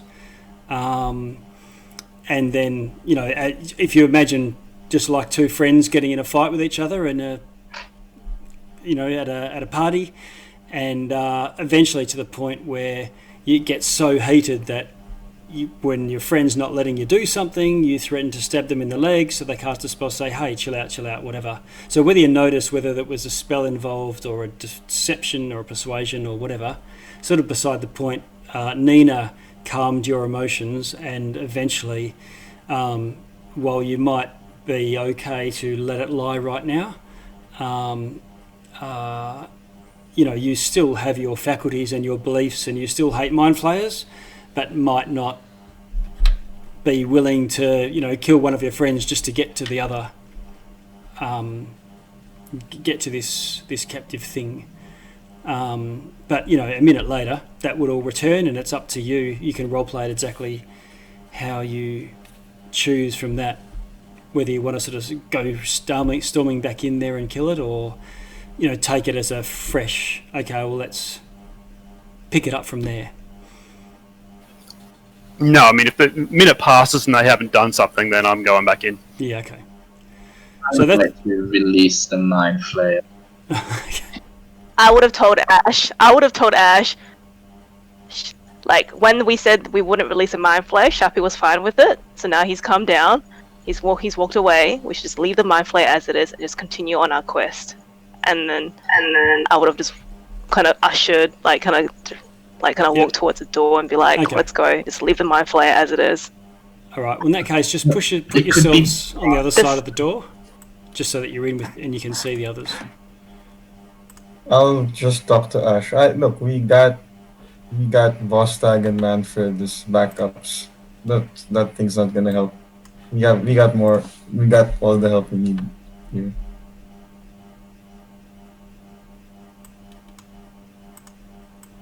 Is Ash following? Yes, okay. I Alright. will follow, even though I'm grudging this decision because I don't want to risk anybody dying when we could have a potential ally. So where to? That's from, just her. Where to from here? I want to ask Sharpie. We've left the mind flayer alone. Let's just continue on our mission. And I want to. Don't think that this is over. I don't appreciate having my minds fiddled with. Again. Wait. It's a bit of a small point. You can consider ourselves no longer friends. Get to it. Wait, is he calm? I don't understand. Can he be that aggressive with me right now? I'm assuming the minute's passed after you've done your Yeah, little I talk think that's reasonable. Yeah. and got everyone out. Okay. The doors are closed. No worries. I And cast this guy. He is pissed as anything. Sharpie needs to chill. I cast disguise self on myself Okay. and make myself look like Dearth, Okay. the brother, the son Yep. Blight, Okay. Dearth Sunblight, Wait, done? and then I walk here, and I walk to the guard towers, Oof. Okay. Yep. and in Dwarvish, I want to like, hold on. Do I sound like a girl still? Maybe you should become Grandolpha. Yeah. Yeah. Do I know that I sound still like a girl? Yeah. You would know that. You've realised Okay, it then before you. I'll be Grandolpha because Okay. I studied her before she left the room. Okay. And in Dwarvish, I'd be like, I'll call the three attention and be like, Dirt's in trouble. He needs help in the torture room. He's called for help. Can you come? Okay. And she'll point to two of them instead of Yep. all three. Okay. You notice that one of them has the Mind Flayer skull brooch. Oh, does he? Yeah. Then I'll point out to the two that don't. Okay. All right. Can you do a? I'm okay with persuasion or deception, one or the other. Oof. Okay. So these two say come with you. Yep. And I lead them back to the torture room. I'm assuming everybody's around the corner so they can ambush him at the same time. Okay. Does seem likely. Yes. So I'll leave Yes. them here. And as soon as they're within range, we will all attack and try and do an ambush round. Okay. I'm just lighting a little torch for the two humans that can't see. They need to have a torch on them. And I'll get everyone. I'm just going to clear the initiative order. Remove all turns, clear, and then you can put yourselves in. This will be a surprise round. Okay. Can you put the Vostag is the crossbow guy, right? Yeah, I'll put them in there. Further back, maybe. Yeah. Let's see.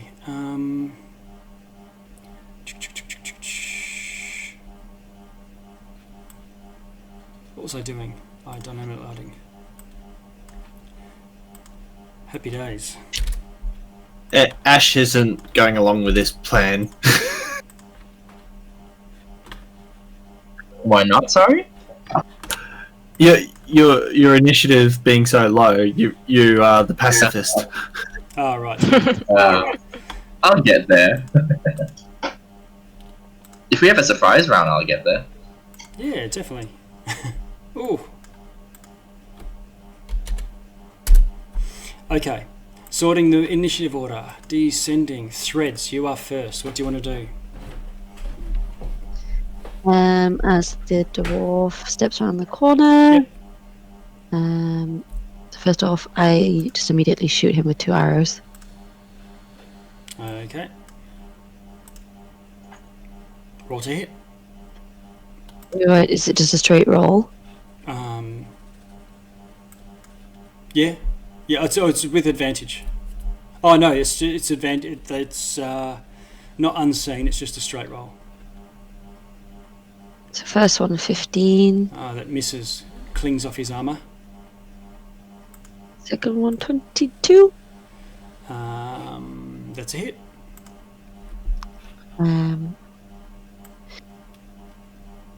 For 12, and my bonus action, I'm going to send Dawn in to attack and then retreat back to where I am again. Okay, roll your bonus action for Dawn. She misses. Okay. Did you say that's a 12 damage? Yes. Okay. All right. So that's Thread's gone. Sharpie, you're right there as he steps in blindly past you. Yep.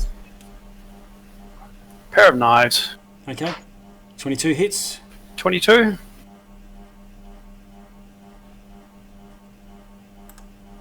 13 damage. Takes him very low. Critically injured, but not dead. 20 damage.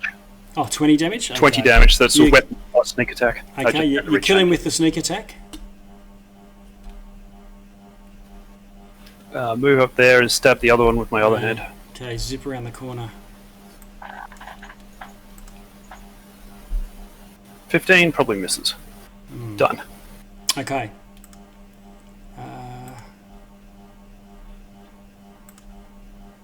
All right. So that's Sharpie done. Manfred comes around. Strikes the guy twice with a longsword. Does a little bit of damage, and he's offhand instead of having his short sword. He's holding the torch at the moment, and that's his turn. Nina. Nina's gonna run through Manfred and Sharpie. Yep. And go around to the back, and she'll slash this Yep. dwarf. Okay, roll to hit.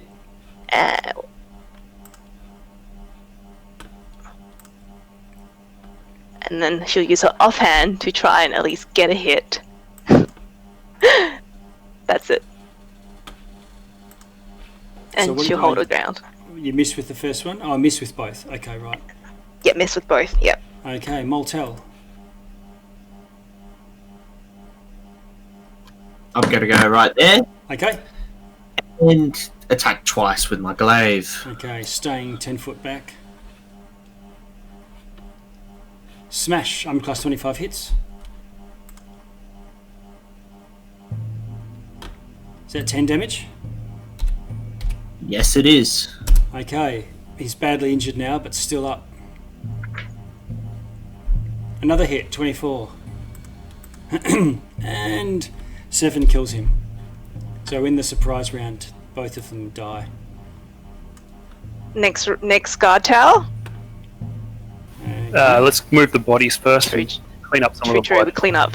Okay. So you scooch along here, is that right? Oh, we'll clean up the body. But do we know what's in that guest room? Like, what did she say about the guest room to the south? The south right, south east. Only that's a guest room.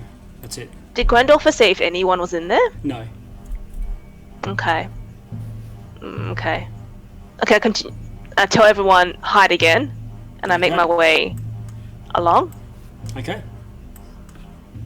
Is that dwarves I see? Is Threads gets her arrows back, or 1 arrow. I can. Is there a room, a big room in front of me? Yeah. What is that room again? The guard. The guard. It's like a barracks. There's a table Okay. with plenty of dwarves in there, all just Okay, chatting, drinking, eating, polishing swords. Oh, okay. She'll come. I'll come as Grandolpher, a little bit flustered. I'll be like, and I'll yell out, help. I was in the torture room and the mind flayer's gone crazy. Can I get... Is any of them wearing the mind flayer crest or whatever? 4 of them are. 4 of them are. Yep. I'll point at the 2 that don't have the mind flayer crest. I'll be like, the mind flayer's gone crazy, and can I get 2 of you to help me quickly? Roll your charisma roll, whatever. If you're trying to deceive them. 24. All right. Boy. Can we just assume we kill them? Yeah. Okay. I'm gonna. And which round go? Yep. Done. They're dead. Okay. What's the next? What do we want to do now? Do we want to hit up one more guard tower? Let's try the treasury. We can get through there Okay. now. Okay. Move yourselves up to the treasury doors. I'll keep my disguise as Gondolfa. Sharpie will just check out the doors for traps and locks and stuff. Okay. Just do an investigation.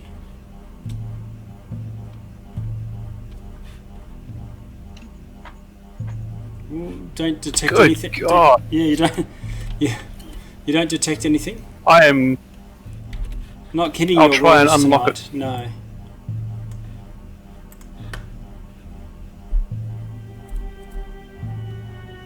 Sleight of hand, I think it is. Sorry, what's that? Is it sleight of hand? Thieves' tools? Yeah. Presumably? Yeah. Oh, Okay. You open the doors. I'll just jump in there and move that.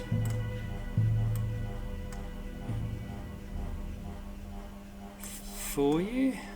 Can you see in there? Yeah, I can. Okay. All right.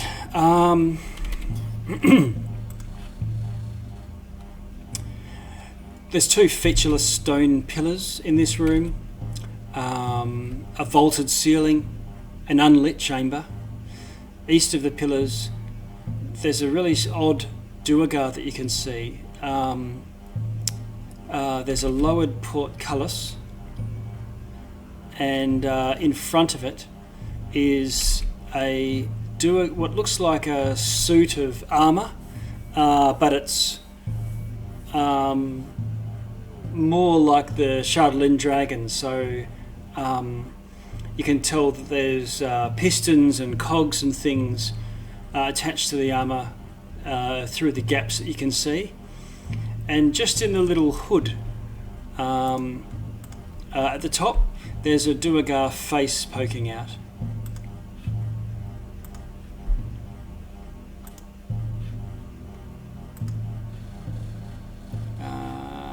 I'll see if I can show you a bit of a handout.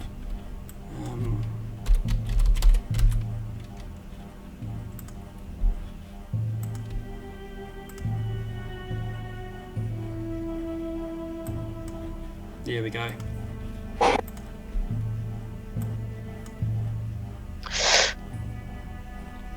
Oh. yo, that's not right. So it looks like there's a duergar head, at least, driving this thing, but otherwise it looks like some sort of construct with a claw, like a crab nipper, made of metal in one hand, and a huge hammer with a piston to lengthen it in the other. And there's 2 of these in the room. This was supposed to be the treasury, right? There's a Looks like we found the treasury. there's a portcullis beyond.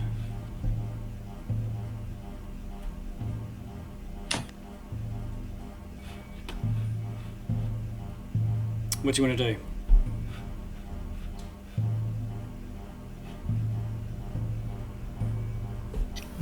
I'd step aside and let big people with big weapons go in first. Okay. Yeah, I'll step inside, but I'll ask Bostag and Manfred to cover me with their ranged weapons. Yep. Okay. the squeaky pincers are clenching and unclenching in sort of in nervousness, or, like or fidgeting. And there's a stone lever jutting out from the back wall. You can see. Where can I see that? Stone lever juts out of the back wall of an alcove to the south. Yeah, just down here.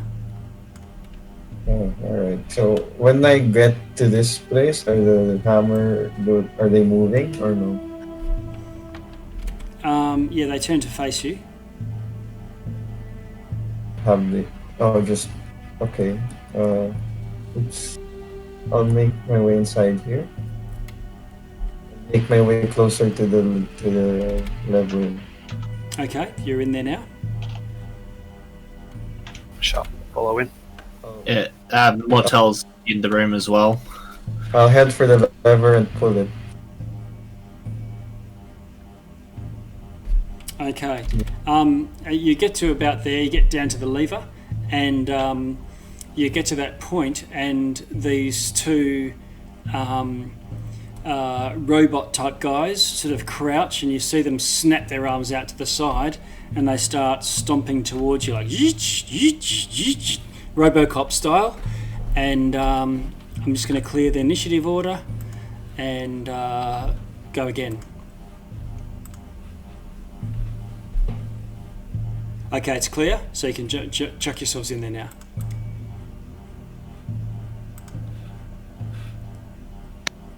Alright, moving along a bit quicker.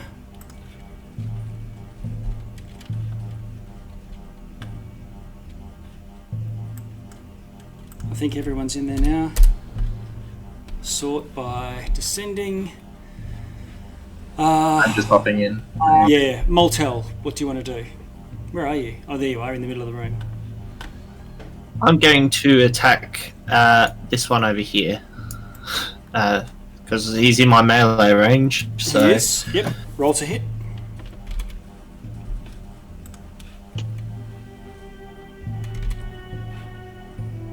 Armor class 22 is a hit. Roll your damage.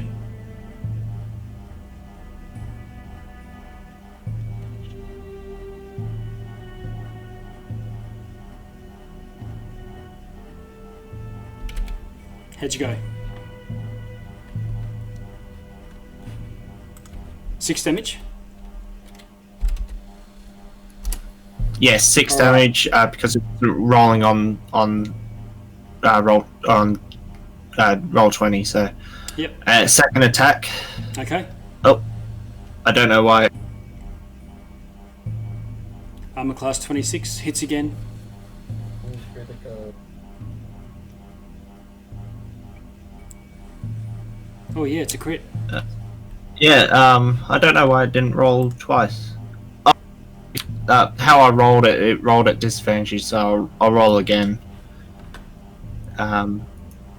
Because it was the first one that hit. Yep. Total is 17 damage. Oh. Okay, he's still alive, still standing, and that's your turn. Threads. You can hear a, Yes, that's a my battle commence with glaives chinking off metal.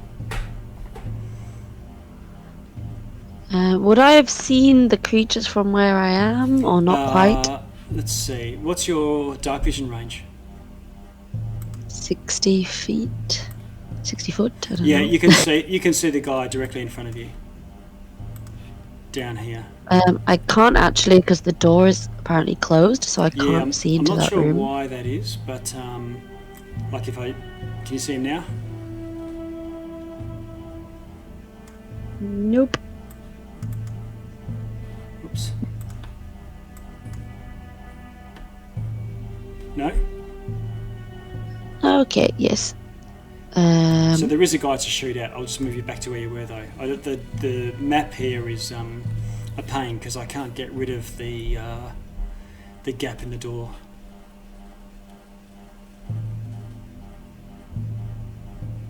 Okay, I move to about there and I shoot at. I can see this one right in front of me, right? Yes, yeah, you can. Actually, I move here and I shoot over Sharpie's head at the one that Mortel attacked. Okay. Bonus action, Hunter's Mark first, though.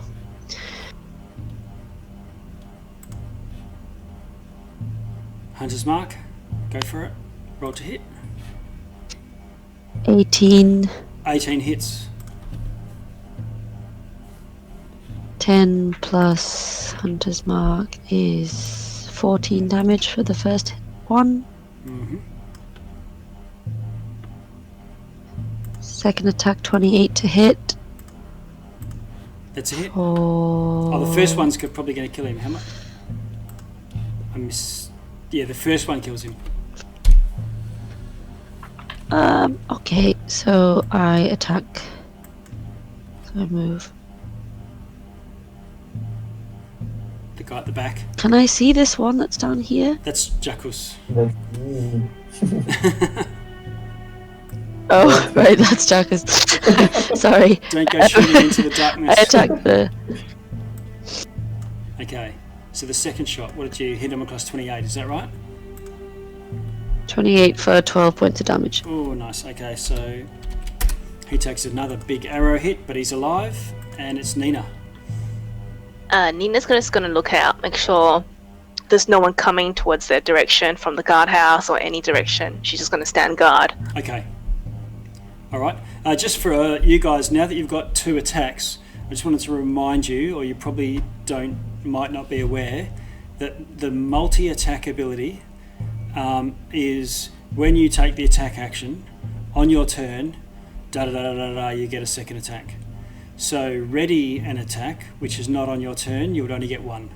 Your bonus actions you can still use, but not multi-attack when you're sort of delaying your attack. So it's sort of like you're waiting and then you get 1 shot off. Not that it's happening now, but it's just now that you've got multiple attacks, it might come into to matter. Ash, Louise. Is combat even happening? I need to move up to it. Can't see any of it.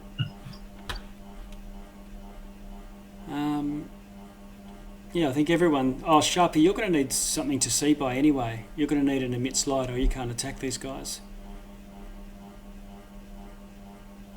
I can see them as with the because you've got dark vision. now. Seemingly. Ah, yeah. Because now that's a new thing, right? Yep. Okay. So it's just Nina and the 2 humans. Nina and the humans. For all humans. Ah, okay, sorry, Nina. Alright. So... I heal Sharpie. Oh. Is it my go? So I will go up to Sharpie and heal him for 15 hit points. Why are you healing me? He just looks at you really strangely. Oh, are you not injured? Your health bar is low. That's a shadow, Nope. I think. No, he's okay.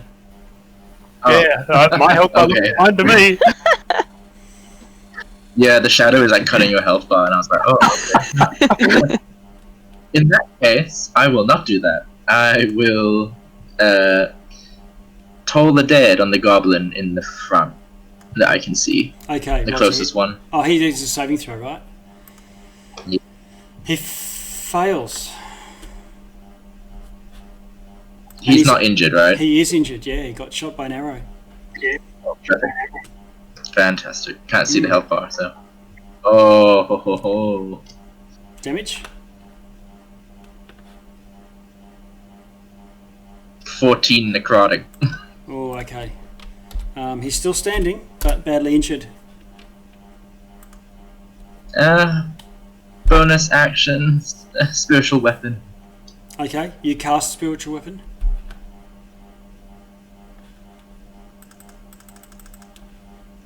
There's probably still one floating around up in the other room. I'll go and grab it and I'll bring it down.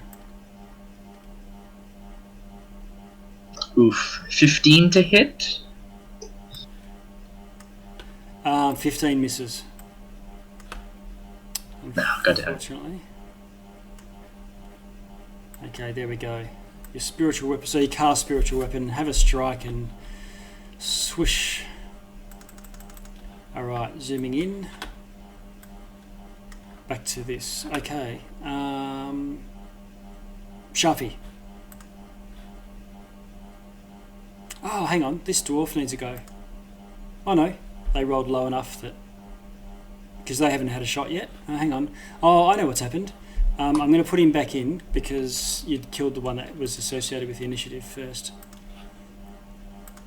So sorry, Sharpie, this guy's going to jump in at this point.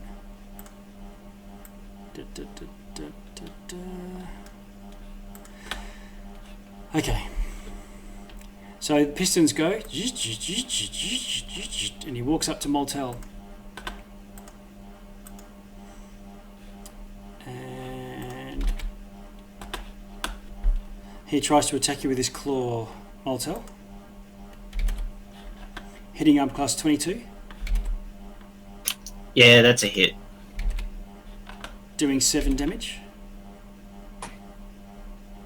He then holds the hammer up at you, and then the piston goes ka-tush, and blasts into you, but you dodge to the side. It misses with a natural 1. And then we can move on to Sharpie. What do you want to do? Well, it's distracted by trying to hammer Moltel in the chest. So Yes. we'll walk up, see if there's any weak points in the armor close to the legs. Okay. You can roll a investigation for me. Attack. Yeah, just to give you a bit of extra information now that you're eyeing this guy off. 13. Yeah. Okay. So it looks like while he's got the armor all over him, his head looks quite vulnerable. It's exposed and there's no helmet. And so it's because it's a small target, it would be disadvantaged to hit. But if you did hit, it would likely do more damage because you could just stab straight into his head. You may not want the disadvantage because you're looking for sneak attack or something. No, I can't reach that high. Yeah, okay. Alright, cool. It's just something that you realise when you see that there's one of those instances where the two parts of the same creature have slightly different effects depending on where you strike. Okay, where you go then. Roll to hit the knees. How'd you go? 25. 25 is a hit. Easy. 17 damage. Oh, wow. Okay, so that drops him too in a clattering...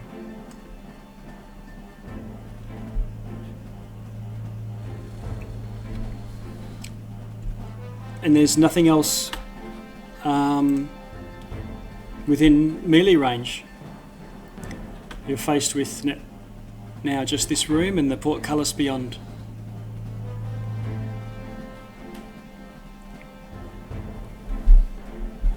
What do you want to do? Travis is going to pull the lever. Okay. I'm assuming it opens this door. What it does is it raises the portcullis.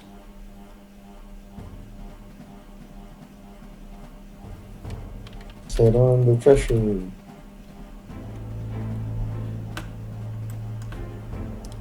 Who's going in? Or is... You can see that there's a number of chests within. I'll call in Sharpie to try and see if he can unlock these treasure chests. Sharpie will hear you and walk. He was about to walk the other way, but how's it look? Okay, thieves' tools. Checking for traps and stuff first. I mean, these aren't mechanical people. Okay, investigation, and then or perception, your choice. 19 for investigation. Okay. If that fails, I can boost it. All right. You don't detect any traps. Cool. All right. I'll try and open them up. Yeah, Okay. Bag will assist Sharpie. Actually, there's one of the chests which has a musty smell about it, and you think that there's mold spores within. Alright, tell that to the other guys telepathically and don't open that chest. Okay.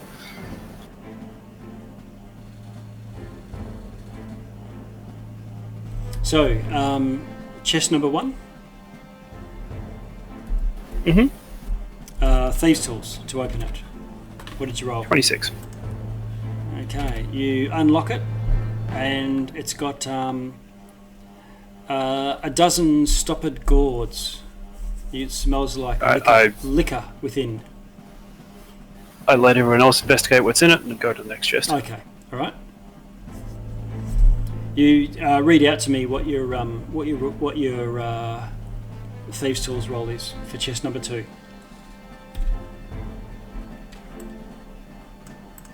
26 for chest number 2. Well, okay, you get that one as well. Within is a golden mask shaped like the face of a male drow on a bed of gold pieces.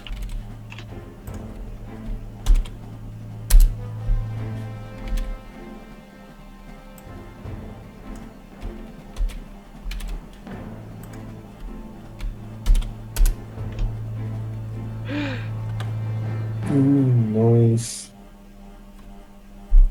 Do you want to try chest number 3? 16. Okay, you crack that as well, and it's got a silver chalice in it, just a single silver chalice, shaped in the likeness of a spider with 8 obsidian eyes.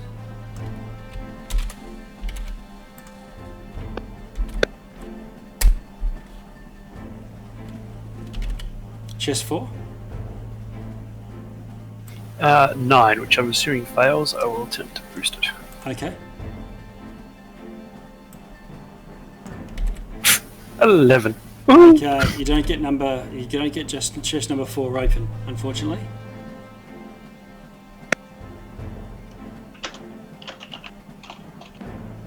Chest number 5? 23. Okay. This contains a folded cloak made of spider silk.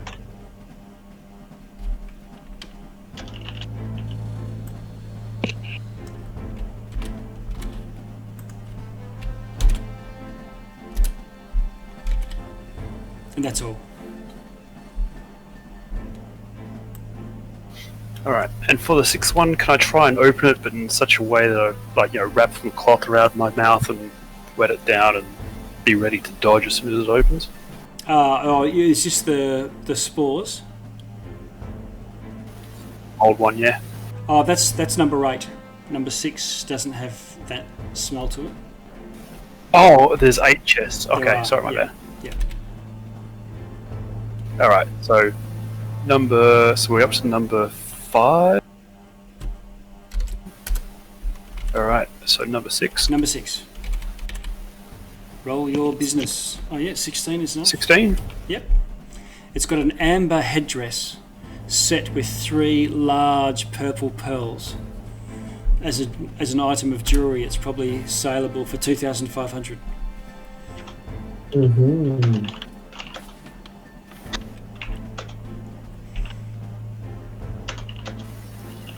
$20 for chest number 7.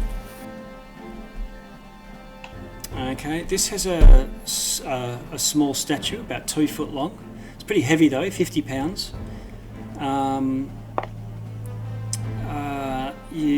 That's heavier than me. Sorry? That's heavier than me. Yeah. So it's stone. Having a look at it, it looks like it's got 2 heads, very similar to a baboon, and instead of arms, it's got tentacles. Can you roll a charisma saving throw, Sharpie?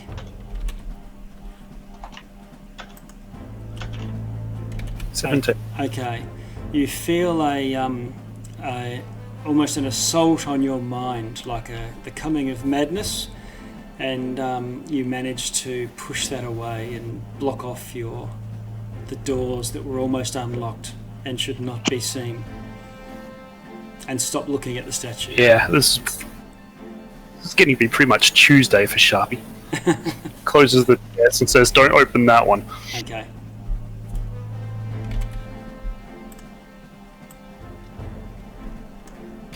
Right, I'm just pasting this into the chat here. You can see them all.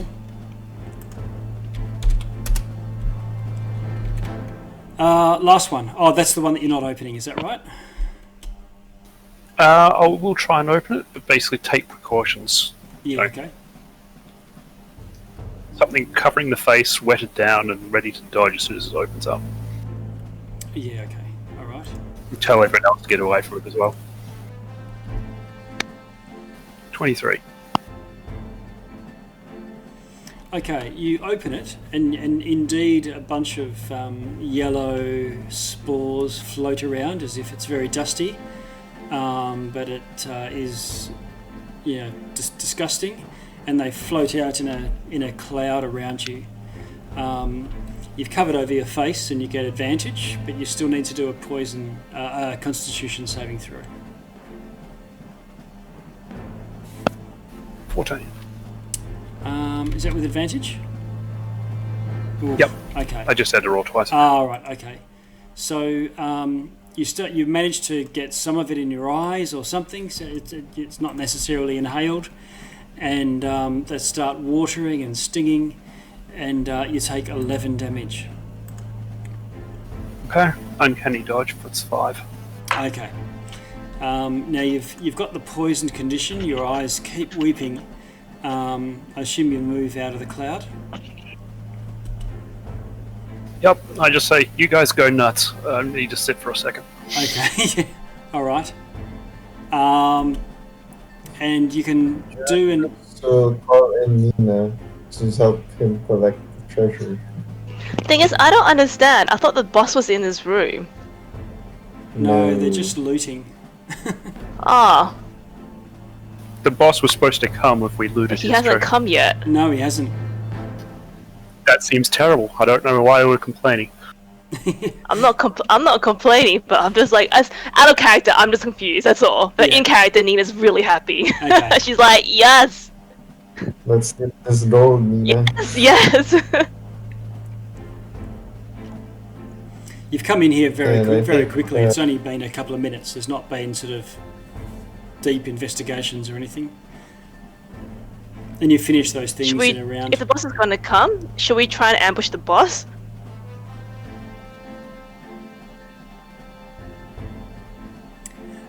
Sharpie's still weeping and starting to bleed from the eyes. Looks like it's a continuous effect rather than a once-off, Sharpie. Ash! What do you want me to do about it? I don't have greater restoration. Don't you have what's the is it- restoration? Is it poison? Yeah, it looks like poison. Yeah, I'll walk up to Sharpie and from my lay of hands pool spend 5 to heal the poison. Okay, that removes the Oh, condition, wonderful. and all his eyes stop weeping, and you don't. The continuous effect stops. And once the cloud Thanks, Jack. once the cloud settles,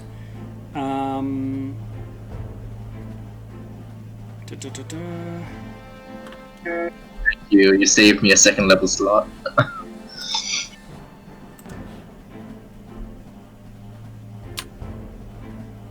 Guys, could we call it here for the moment? For this part, I'm falling asleep here in front of no my worries. computer, so Yeah. Yeah, it's so probably a good place to leave it. it is. I'll this last one, once the spores settle, has a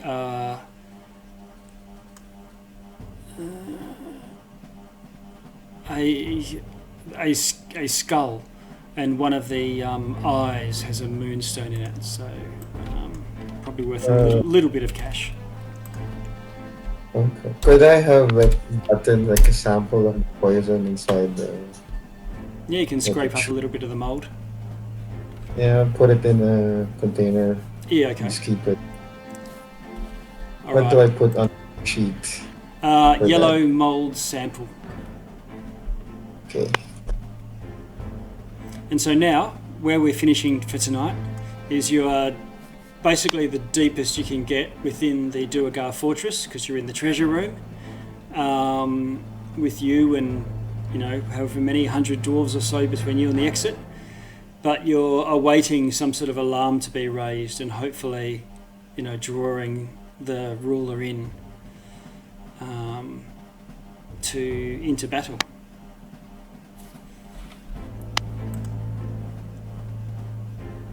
I'm going to wind this down.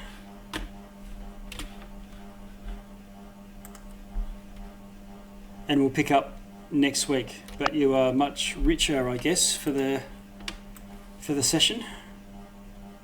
Yes. Alright. Nice. Okay.